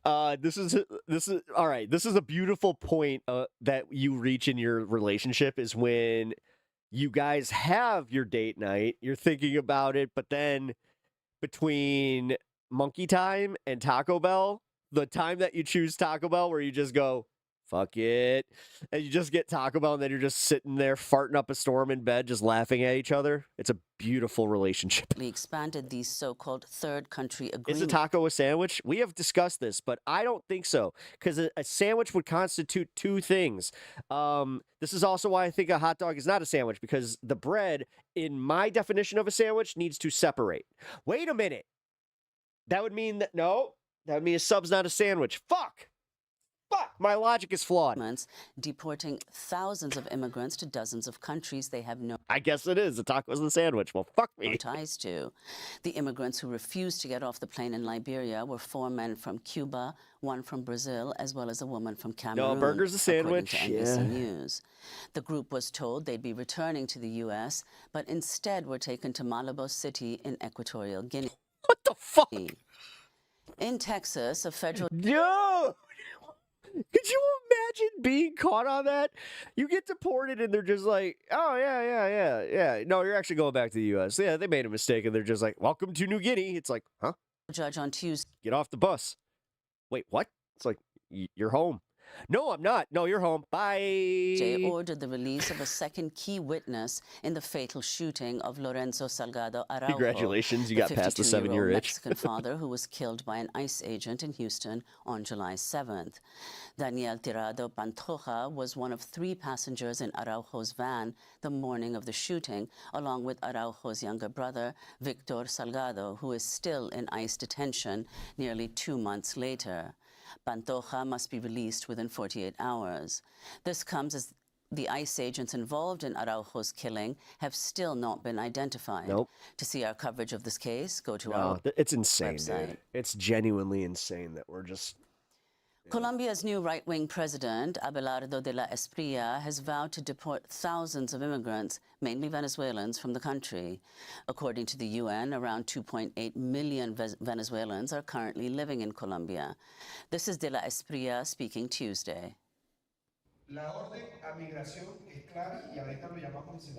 The order to migration is clear start operations in coordination with the police in Barranquilla to find illegal immigrants. First, those committing crimes. Second, those with their situation not regularized, who, in the end, will have to be deported. A federal judge has temporarily blocked the state of Ohio from requiring residents to present proof of citizenship documentation when registering to vote at motor vehicle offices. The decision is the latest legal setback against efforts by Trump allies to tighten voting restrictions in key states ahead of the midterms in November. This comes as a federal judge in Massachusetts found the Trump administration violated a court injunction by finalizing new regulations with the U.S. Postal Service that would overhaul voting by mail nationwide if they're enforced. Tuesday's ruling prevents the measures from taking effect for now and comes in response to a motion by the League of Women Voters of Massachusetts. This follows a separate ruling by the Supreme Court on Monday, allowing President Trump to implement his executive order restricting mail-in ballots. House Democratic leader Hakeem Jeffries of New York lashed out at critics of his meeting with Trump envoy and son-in-law Jared Kushner. Yeah, of course he would. But the thing is, dude, you're only lashing out because you know how fucking wrong you were. On X, quote, "No one from the Trump cartel is getting a pass." The New York Times reports the meeting was arranged by Yet he's getting a pass. A mutual friend of Jeffries and Kushner, and aimed at finding areas of, quote, common ground if Democrats regain control of one or both chambers of Congress in November's midterm elections. News of the meeting prompted fresh calls for Hakeem Jeffries to step down from his leadership role as the top House Democrat. Tommy Vitor, a former aide to President Barack Obama, wrote, quote, "Jared Kushner has no actual government job. He just uses his family connections to get money from Gulf autocrats and fund corrupt deals. The only way Representative Jeffries should work with him is with demands for documents and subpoenas," end quote. In South Carolina, Darlene Graham, the sister of the late Republican Lindsey Graham, won the state's Republican Senate primary runoff Tuesday. President Trump had thrown his support behind her candidacy. Graham won the 52% of the vote. Her challenger, Congressmember Ralph Norman, secured 48%. Darlene Graham has never held public office. A federal judge on Tuesday rejected Ghislaine Maxwell's bid to overturn her sex trafficking conviction and 20-year prison sentence, calling her claims, quote, demonstrably meritless. Maxwell was the former girlfriend and accomplice to the late convicted sex offender Jeffrey Epstein. The judge said that Maxwell, acting as the woman in charge of Epstein's various residences, enforced an atmosphere in which employees knew not to speak. He said the tactics she and Epstein relied on were the same ones child predators typically use, and that Maxwell took part in the abuse herself. In Pennsylvania, 2 unvaccinated people have died from measles. They're the first measles deaths in the U.S. this year. More measles cases have been reported in They actually just found one in the Chicago area. 2026 than in any year. I mean, Chicago area is putting it a little... I mean, it's over by, like, the Calb, which is, like, country. It's just outside of the Chicago city limits. The virus was declared eliminated in 2000. This is Pennsylvania's Governor Josh Shapiro. So far this year, there have been... Are they Republicans? I actually mean that. Are they Republicans getting the measles? 393 confirmed If they're cases. Republican kids or like they're Republicans' kids, that should be enough to like actually kind of outrage everybody. And I mean from all walks of life. That should get people from MAGA to kind of go like, because you can go like, do you care about children? Yeah. Okay, so you care about the health of children? Yeah. Well, hold on. You're going to start going with that vaccination thing, aren't you? Of measles in Pennsylvania. Long hair doesn't suit you. The highest talking number about? of Me measles just fine. cases since I look wonderful. My wife loves it. 1992. Nearly 20% of those cases have resulted in someone being hospitalized.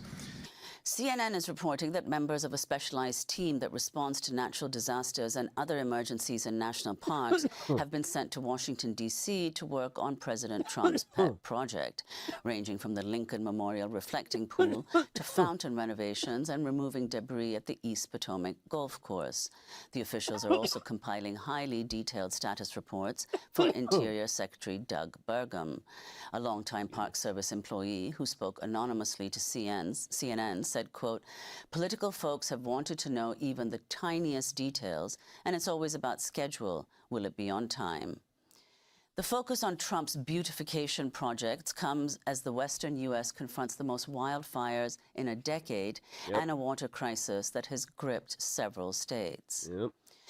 And legendary singer, But totally, he's totally in touch with the American electorate, guys. songwriter and country superstar Dolly Parton died Tuesday in Nashville, Tennessee, surrounded by loved ones. She was 80 and had reportedly been battling cancer. News of Dolly Parton's death sparked tributes around the world honoring a musical legacy that spanned decades. Dolly Parton won multiple Grammys and numerous other awards. Dolly Parton also starred in the 1980 film 9 to 5 with Lily Tomlin and Jane Fonda. During a reunion with her co-stars in 2006, Dolly Parton did an impromptu version of her hit song from the film. Nope. Nope. The audio, I'm sorry, the audio thing is just nope. I'm not fucking with this. And is also remembered as a champion of the working class, an advocate for children's literacy, I don't take that. education, No, I'm not taking that chance. LGBTQ+, and women's rights. Yeah, but MAGA's just, I mean, hey, it is cool to see that the flag is at half, Healthcare, half staff or and whatever. for her commitment to philanthropy. Dolly Parton created the Imagination Library, Half-mast or whatever. inspired by her father's inability to read and write. The library has gifted more than 300 million books to children over the last 3 decades. She grew up in extreme poverty in the Great Smoky Mountains of rural Tennessee and became one of the most influential artists in American history. This is Dolly Parton in her own words speaking when she was inducted into the Songwriters Hall of Fame in 2001. I do know that I'm so honored and so proud to be here, and I've been writing songs all of my life, and this beats the heck out of standing up on the hill above the barn. I want to say that. Okay, that's it. Here, hold on. It's going viral right now because he told Trump, F you, live on air. Just watch. Years out of high school and I'm already struggling for my life. It's just President Trump, what do you tell him right now? look him in the face and just say, you. That's about it. Look, this is a MAGA guy from Iowa. He's 2 years out of high school. He's Mikhail. struggling because Donald Trump. All right. Sorry, it was important enough for a friend to send to me, so I was just like, it's Harry Sison. I gotta tell him to get better sources. Chickens and the pigs practicing all the new songs. Oh, but what I was saying about Democracy Now! what I was saying about Dolly, it's kind of like, yeah, but 80, you had a great run. Like, at what point do we just like, you can't say gone too soon. Like, I don't. You can't hear it that well. Sorry. All right. So what ended up happening is it's a reporter asking this 19-year-old kid that just got out of high school what he thought about his vote for Trump and what he would say to Trump right now. He just said, I would look him dead in the face and tell him, fuck you. Yeah. Amy deserves her rest. Wait. Shit. Hold on. Oh, yeah, Dolly deserves her rest. Yeah, and again, 80. that's a long life, dude. Like 80 is a great life. I'll be as I like. Why am I the only one that could like? I can look at if I make it to 80. Do you know how lucky I will be? Like I'm not even kidding. With all the cancers out there, the way that like it's affecting young people, my family's history. Oh my God! If I make it to 80, that in itself is going to be an accomplishment. Jesus Christ, I can't show this. Okay, so because Reuters is being really weird with this, I'm not even going to show it. What I will do though is I'm going to read this. So, breaking news. Let me just pull this over here. All right. Breaking news. U.S. says Chinese hackers broke into the Justice Department, NASA, Federal Reserve, and the Senate. Justice Department says it seized domains for QScan and QT router hacking platforms. Affidavit identifies Energy, HHS, NIH, and four U.S. and South Korean companies as victims. Hackers targeted sensitive U.S. and global networks since 2018. Breaking, the United States said on Wednesday that it had disrupted a Chinese hacking operation for break-ins and attempts on the U.S. Justice Department, NASA, Federal Reserve, and the Senate, and other sensitive government agencies. In a statement, the Justice Department said it had seized domains used by two hacking platforms dubbed QScan, QT router, which it said had been used part of the campaign. An affidavit identified the U.S. Department of Energy, Department of Health and Human Services, National Institute of Health, and four unnamed companies in the U.S. and South Korea as among hackers' victims as well. The Chinese embassy in Washington did not immediately respond to requests for comment. Beijing routinely denies responsibility for hacking activity. The Justice Department said the platforms were run by a Chinese-based firm, the Nanjing Quzhuwei,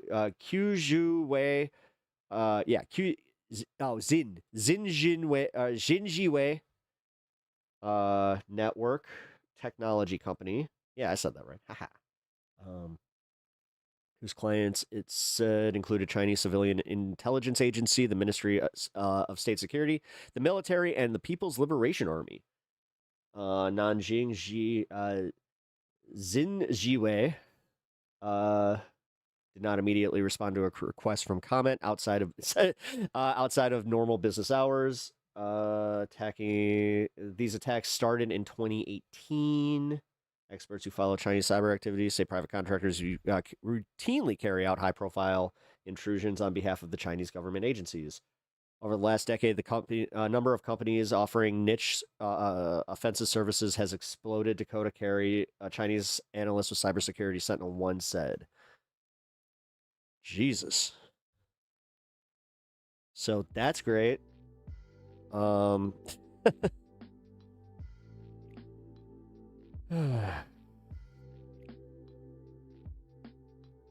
Wait, they got hidden cookies or sniffer or whatever on their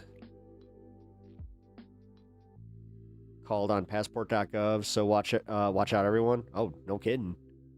Pep is ready for the inevitable takeover. Learn your Mandarin.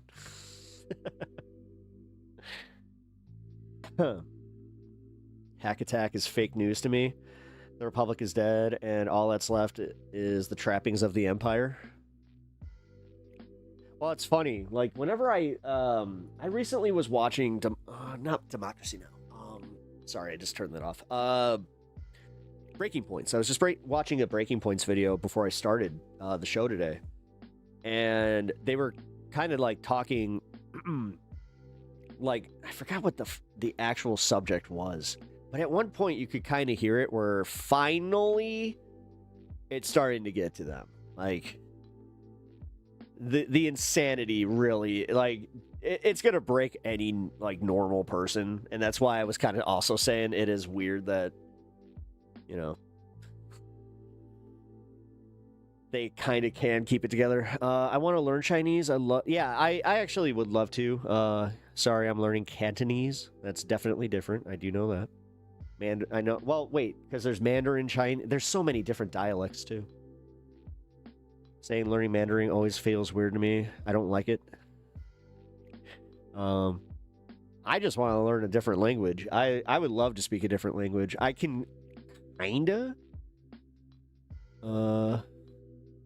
speak a little bit of Spanish, but not much.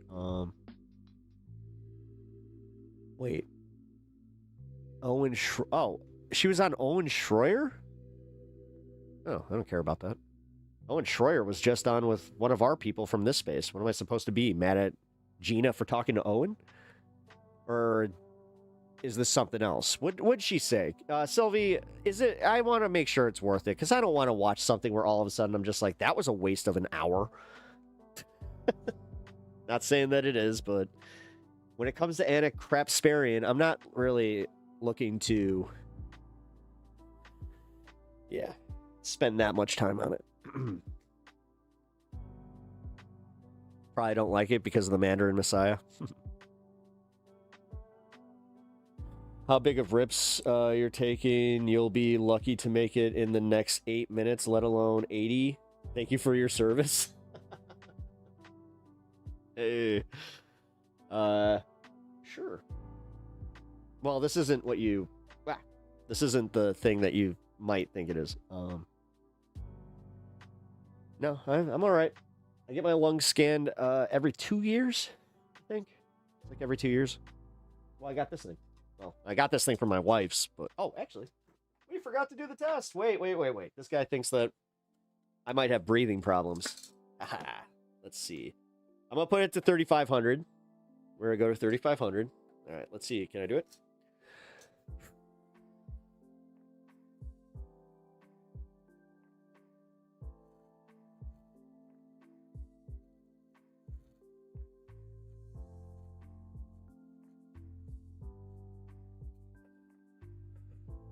Yeah, I'm pretty sure I'm okay.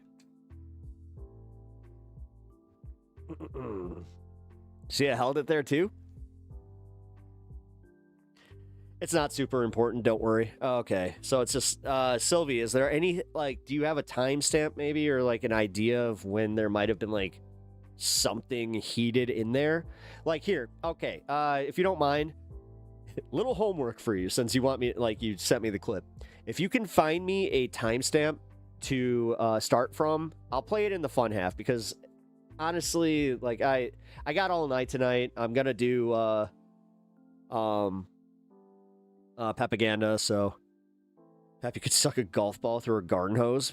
Probably.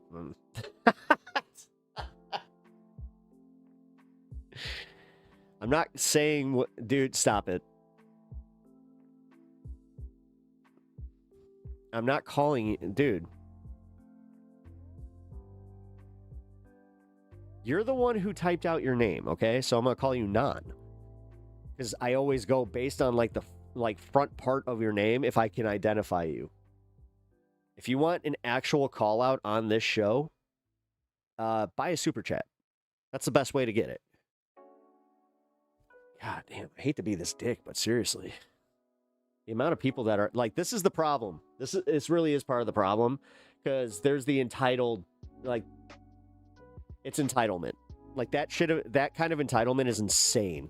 To go on a live streamer, on a live streamer's platform, especially a smaller live streamer, and just be like, say what I want said, and not even dono. Like, fuck you.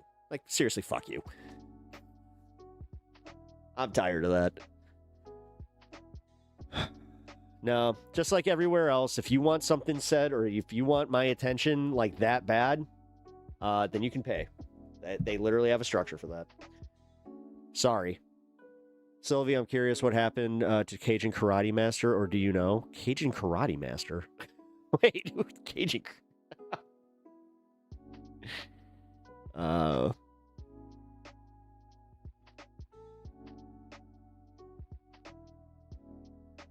Hair over the shoulder, what the fuck, cuz? I'm wearing a hat. I wear my hair over my shoulder. Look! I have hair. It's messy hair. That's the reason I'm wearing a fucking hat today, but... I know. For everybody that thinks that I'm bald under this hat. I love this hat so much, though. It's my favorite. Slump gone. Proper, you jealous of the drip? I think he is. I don't know. One of my buddies had a really funny rip on me.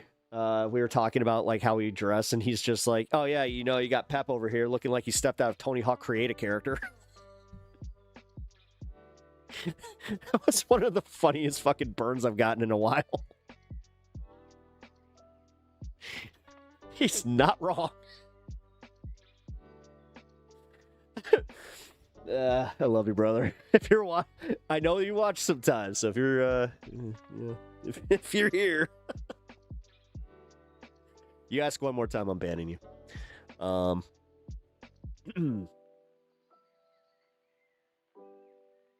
I don't even have to. Yeah, just ban him. I'm fucking done. Ridiculous.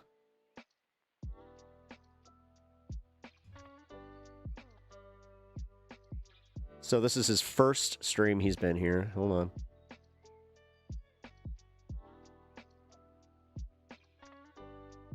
Okay, so he's an old man who plays guitar and seems to just, yeah. Is a multinational company founded. Oh, he's trying to get me to say his company's name. That's the whole thing he's trying to do here. How about we just call you Bot Beep Boop Beep Boop? Oh, no. I mean, he's got 400 something subs. It seems like he is what he says he is, like an 80-year-old dude who plays guitar, might be Italian. I don't know. But this Zaire is a fake, a fraud, and a half fucking broad, man.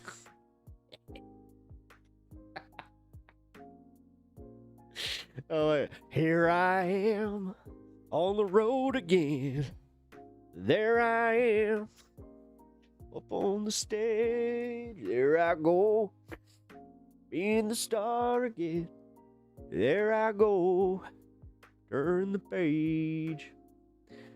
Well, I mean, I'm gonna sing a little Bob Seger since literally, you know, is he a woman or a man? The fact that that's literally applicable to what he's like trying to do there, it's just like, okay. Every 70s, you know, or every rocker since the 70s, I guess, or 60s. Got your hair, you damn hippie. That wasn't supposed to be. Here I am on the road again. There I am up on the stage. Yeah, there I go. Playing the star again. There I go. Turn the page. No, you're right. I can't. Yeah. Singing lessons, please. Yeah, I'm not great. It's fine. I'm doing falsetto fucking impression voice. Fuck you. I was trying to do the fucking Bob Seger bit. I ain't no singer. I'm a fucking comic, dude. I can carry a little bit of a tune, like I said. Not the best, not the worst. I mean, dude, you've heard, trust me, you've heard worse at fucking karaoke. We all have. I mean, come on. You got that, I call him like the fifth beer piano man guy. Every fucking time. It's like you hear that piano key start and you're just like, oh, here we go. Sing us a song, you're the piano man. It's like, oh, God. But then halfway through the song, you're like, this is a banger. I love this, especially if you're drunk. Oof, yes. I mean, come on. We've all been there. Actually, speaking of...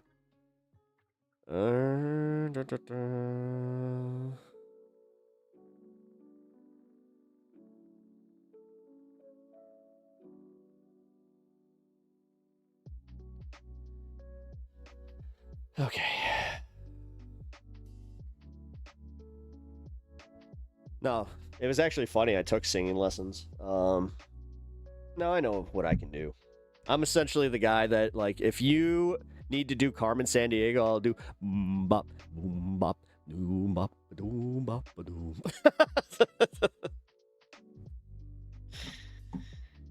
Where in the world is Carmen Sandiego? Wait, can I do the deep one? Carmen Sandiego.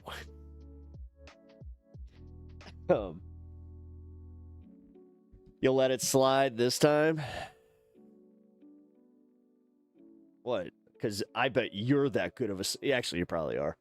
Dude, I hate when people are, like, really good, when they could just... I'm like, oh, that's cool. What I really hate is when there's some schmuck, though, that thinks he's a good singer, and then he does the thing where he's just like, fly me to the moon, let me stray across the sky, or whatever the fucking words are. I fucking crooner assholes. Hey, bop a doo bop a doo bop a doo bop. Oh, God. It's every 50-plus-year-old dude that fucking, again, karaoke. Like, again, fat dude over 50, especially in Chicago. He is at some point in the night gonna do some fucking Mickey Blue Eyes. I never guessed right. Not one single show did I guess where that sneaky bitch was hiding.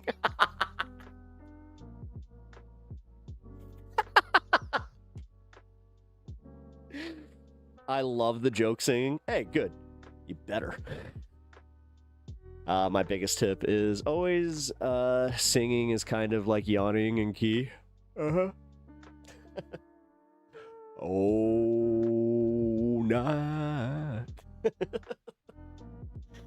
Ohio is where I don't wanna go. There, that's me singing. That's my act. That's me doing the. I've heard you do some proper singing once long stream ago. Oh yeah, yeah. No, I've done some. Like I'm not afraid. I don't give a shit. The hills are alive with the sound of music. Did I do it right? Did I do it right? With songs they have sung for 1,000 years. There he is. The sad part is that's still joke music.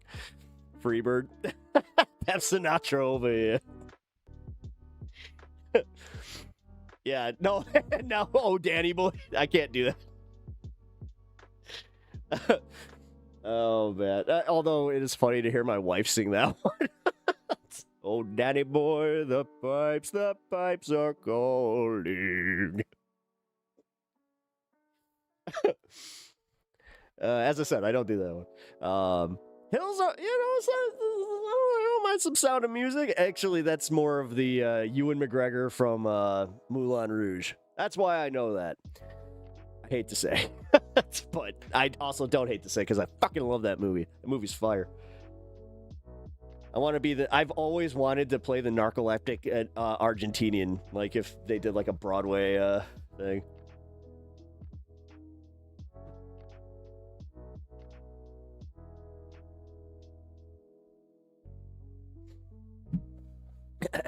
Anyway, so now that I'm done kind of screwing around singing, let's get back to some news.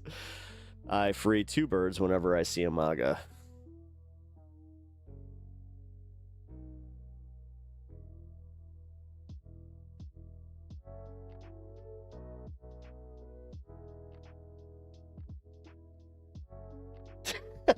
That song sucks.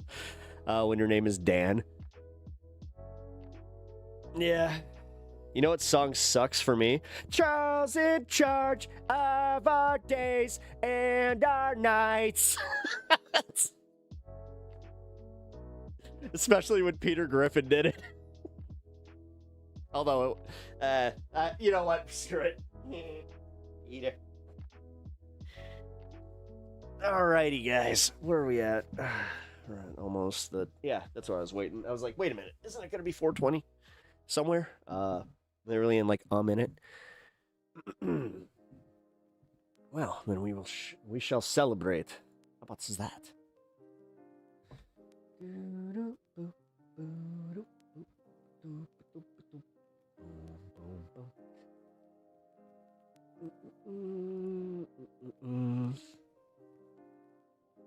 All right, let's get back to the news.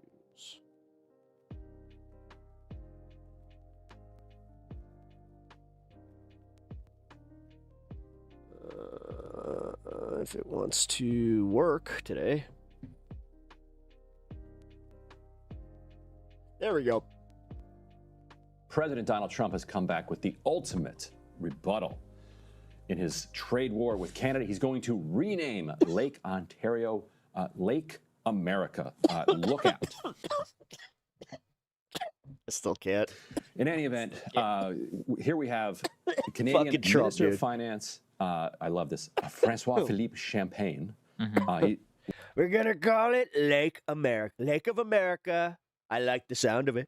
With what the Canadian response to the U.S. trade war is going to be. Kiss my ass. On August 22nd, the United States of America imposed tariffs on 50% on approximately $28 billion in Canadian goods.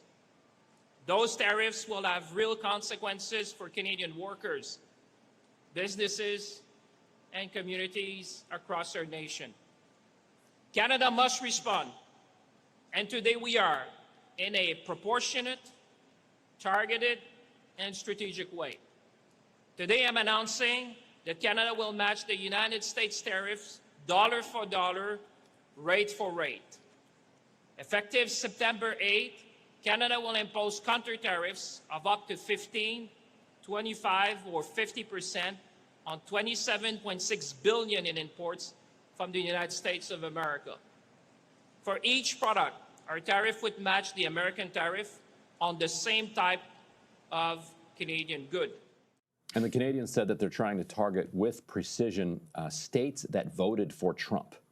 And so if you live in one of those states, they're going after particular products made in those states because they know they don't have the capacity to kind of break the back or break the economy of the entire United States because they're not big enough. But they can make things very difficult for particular towns and cities in states that voted for Trump. By the way, guys, if you could do me a favor, if you guys have cable, can you please tune in to TBS? AEW is doing a special event for an ex-wrestler called Rebel. Her name's Rebel. She has ALS. It's terminal. And yeah, they're doing a lot for ALS awareness. They actually brought back the Ice Bucket Challenge. If you guys can tune in, or if you have HBO Max or whatever, it's also on there. Just go to the sports page, or it should be on the front page, AEW Dynamite. It's important to me that tonight they get some ratings because it's really, really shitty. Trump, however, has got your back. And here's how he's going to do it. Put up B1 here. Donald Trump on Truth Social. The United States is giving serious consideration to changing the name of Lake Ontario to Lake America, in that we don't expect to be doing much business with Ontario any longer. Thank you for your attention to this matter, President Donald J. Trump. And of course, he also posted... What are we distracting from? The Iran war? Is that what we're doing? Like the fact that he lost the Iran war, is that why we're moving on? Like this, we were never at war? A little image, a little AI rendition where he X's out Lake Ontario and replaces it with Lake America. Now, we can, with B3, we can roll through some of the specifics here. So Canada's talking about... I don't have a link. Trump is saying that he's going to move tariffs on Canadian vehicles up to 50%. I can link to at least her ALS challenge and thing. saying, okay, well then we're gonna push tariffs on Canadian vehicles back up to 50%. It's a kind of a crisis situation where you have the auto workers in both states, and the United Auto Workers represent auto workers in Canada and the U.S., and you have the auto executives begging him not to do this. So the industry that he's fighting for is pleading with him not to do this. He's saying he's going to do it anyway. Before Honda, which I think five of the top 10 vehicles It's that are one of the top American sellers in the made. United States. Yeah, and made in the United States too, and made in North America. Many of them are made in America. Yes. Like they invested very heavily in creating supply chains and factories in the U.S. and Canada. Not out of the goodness of their heart, by the way. Because we forced them to do so. We forced them to do so. We forced them to do it. And so they're saying we might have to raise prices because their supply chains run back and forth across the border. Right, I can explain this actually. Robert, this is part of the. First of all, I just want to say at the top, like, that's cool. Obviously, and this is look, Also, Canadians are going to get mad, but it word them up. What up? Is actually true. Welcome NAFTA was a disaster for us. It wasn't for you. It worked out real well for you. Actually, that goes. Wait a minute. I haven't done that.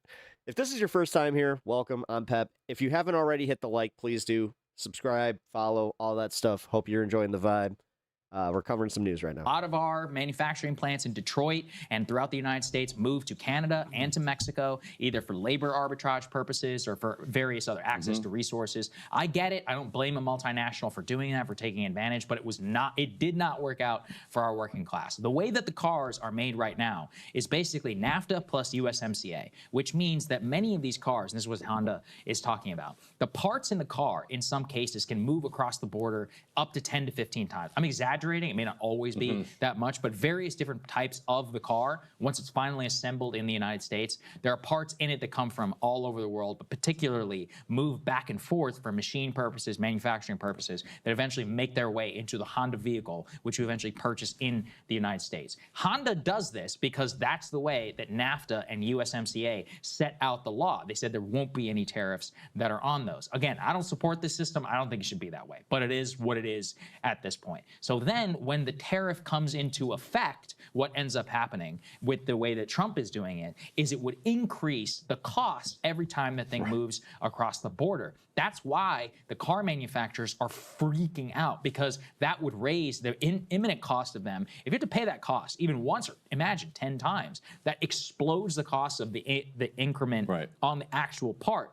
Also, from what I understand, the car makers know this shit's not actually going to last. So most of the time, they'll just keep it in Canada. They're like, look, we're just going to wait for the taco, and then we'll move it across the border. Yeah, that's actually that time. Not but the first obviously, time I've what does heard that do? Now, production has to shut down. Now you're going to not meet quotas. It causes all kinds of insanity whenever it comes to the vehicle tariff. Or, I mean, even right now, Trump said he was going to double the tariff to 50% whenever it comes to the subscribing to Pep adds plus 20 to your charisma, plus 20 aura. Like Civic sedan, for example. God damn, I need to apply those to my character. Honda currently assembles the Civic in Canada. It's the second largest vehicle manufacturer by volume. My character has -1 charisma. And so a lot of that is eventually sold I had to here put in it the into United agility. States. Again, I don't want to give the Canadians like too much credit, because and this has happened under Biden, so this isn't just TDS or anything.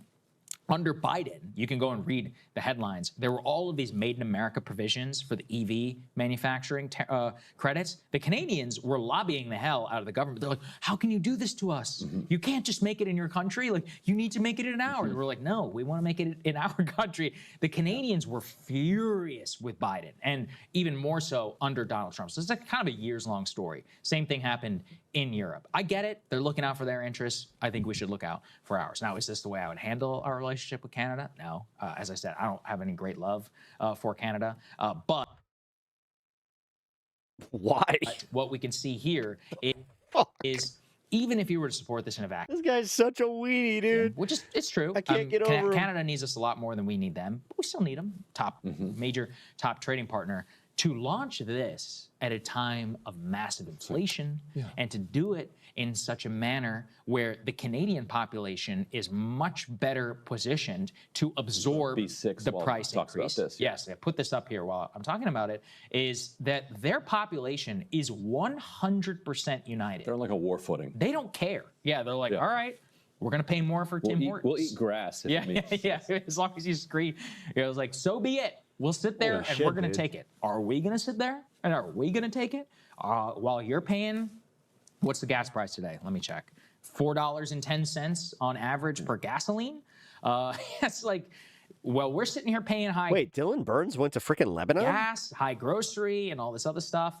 They obviously have their own problems, but we're the aggressor. And if we're going to be the aggressor, the whole population has to be on our side. And nobody's on their side. They don't care about this at this time. Again, what's happening in a vacuum. Sure, whatever. And you can make a case. etc. Even then, you wouldn't. Yeah, why not just get rid of all our trading partners? Let's be isolationists, so it'll be fine. Probably want to do like a back and forth type of trade war, on again, off again. Dude, they be literally think that way. Incendiary. So. And what you're watching effectively is that the Canadian government, right and left, is totally united against the United States. I mean, Doug Ford is like a national hero in Canada for all of this like kiss my ass stuff.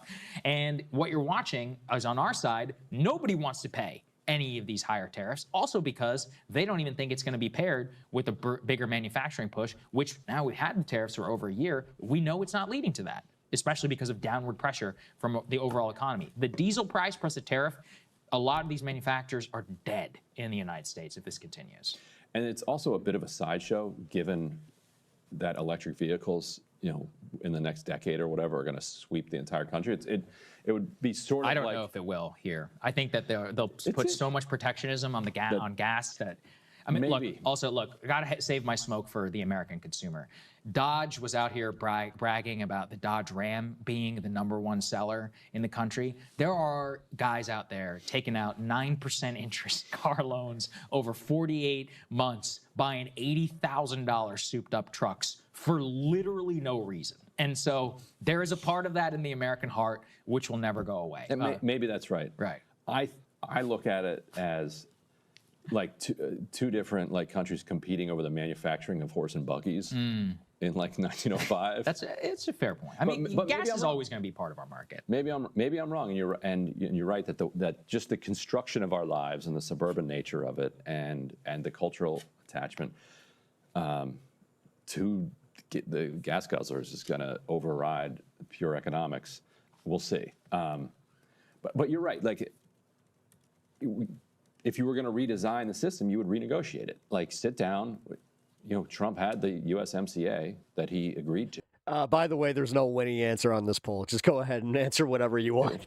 Like, if he wanted a different trade policy, the massive trade negotiation that was underway was like the place to do it. This like ad hoc scattershot tariff war that he likes to do is, because they don't expect it to stick, it doesn't have the effect. You're right that the reason that Honda is here is because of U.S. tariffs and because of U.S. trade policy, and also just. But every time he hears trade deficit, he's like, "There's a deficit in there. That's bad." It's like, no, that's actually kind of good. That means that they buy more. Enormous amounts of kind of. They buy more of our products, but fine. It bordered into xenophobic, anti-Japanese. Right. Like, so the game that everybody knows about the Japanese. But it was long. It was a long game. Right. And so what happened is post 1970s, after actually Trump was all over Oprah talking about how bad Japan was. He had a point actually at the time because of the undercutting of our market. The deal the Japanese made throughout the 80s and 90s, especially post-NAFTA, is we were like, look, we know everybody wants your cars. They're cheaper. They're better than ours. You just got to build them here. The Japanese are like, we don't really want to, but I guess. All right, we'll do it. And so what I've heard from more recently is inside Japan, their belief is that they would have been better off in the long run just making them Japan. At this rate, the North Koreans will be surpassing U.S. technology in about 4 hours. And ship it and paying the tariff. They're sick of building here. They're done. They hate American work culture. They hate most of the states. I'm dead serious. They hate American work culture. They hate the government. They think they would have been better off just building the cars in Japan and paying whatever the variable tariff would have been. Let Ford deal with these American workers. Let Ford deal with all this bullshit and the state of Michigan government, right? Because in Japan, when the CEO of Honda needs something, the Japanese prime minister is like, "What do you need? All right, here you go." They're like, "Oh, you want 100 billion? Here's 200. You brought me a present." Make sure that it works out. It's not how it works here, right? So basically, look, the TLDR is that while I do think we have major structural problems in our trade with Canada, the way that this has been done, especially the whole Lake America thing, I'm like, my God, do you have any original ideas? Sure, it was funny on the first day, Gulf of America and all of that. We can all start looking at maps and why Gulf of Mexico is actually a Spanish colonial name. It's actually quite woke to rename it Gulf of America. Yeah. I support that. It actually is. Yeah. It's like, why should we be using a Spanish colonial name? But in reality, we all know, number one, this is not going to lead to a better deal. It will lead to chaos. It will lead Tastes like to okie dokie. higher prices. It try will it. also lead to worsening relations with Canada, which maybe we could have afforded pre-Iran war. I don't think we could right now with our top trading partner. It's part of a global isolation game. I will say, though, with Canada, you know, it's their population wants to fight. But remember, Mark Carney gave that whole speech about neoliberalism and the standing The up. sign in and the window. Yeah, he's like, we're going to change everything, and then immediately came back and backed Trump on the Iran war, and you know, became like this NATO, you know, obsessive. So they need to make up their mind too. Like, what are you guys going to do? I think we have to live together and we got to work it out. But look, that's not really what either. That's maybe what our population wants. I'm not so sure that's what they want. And meanwhile, China is like playing a lot of football. Thanks to Donald Trump, we'll all be paying for groceries and Pokemon cards. With Canada. Totally. All right, that'll be 80 kabutos, please. They have very different rules in Canada. A lot of their Teslas have much more Chinese components from Giga Shanghai. I think maybe 10% or so. A lot of them are not even allowed to be sold here in the United States. So they have very different rules and relations with China and kind of their engagement with the rest of the world. So they're doing a balancing act, which they didn't previously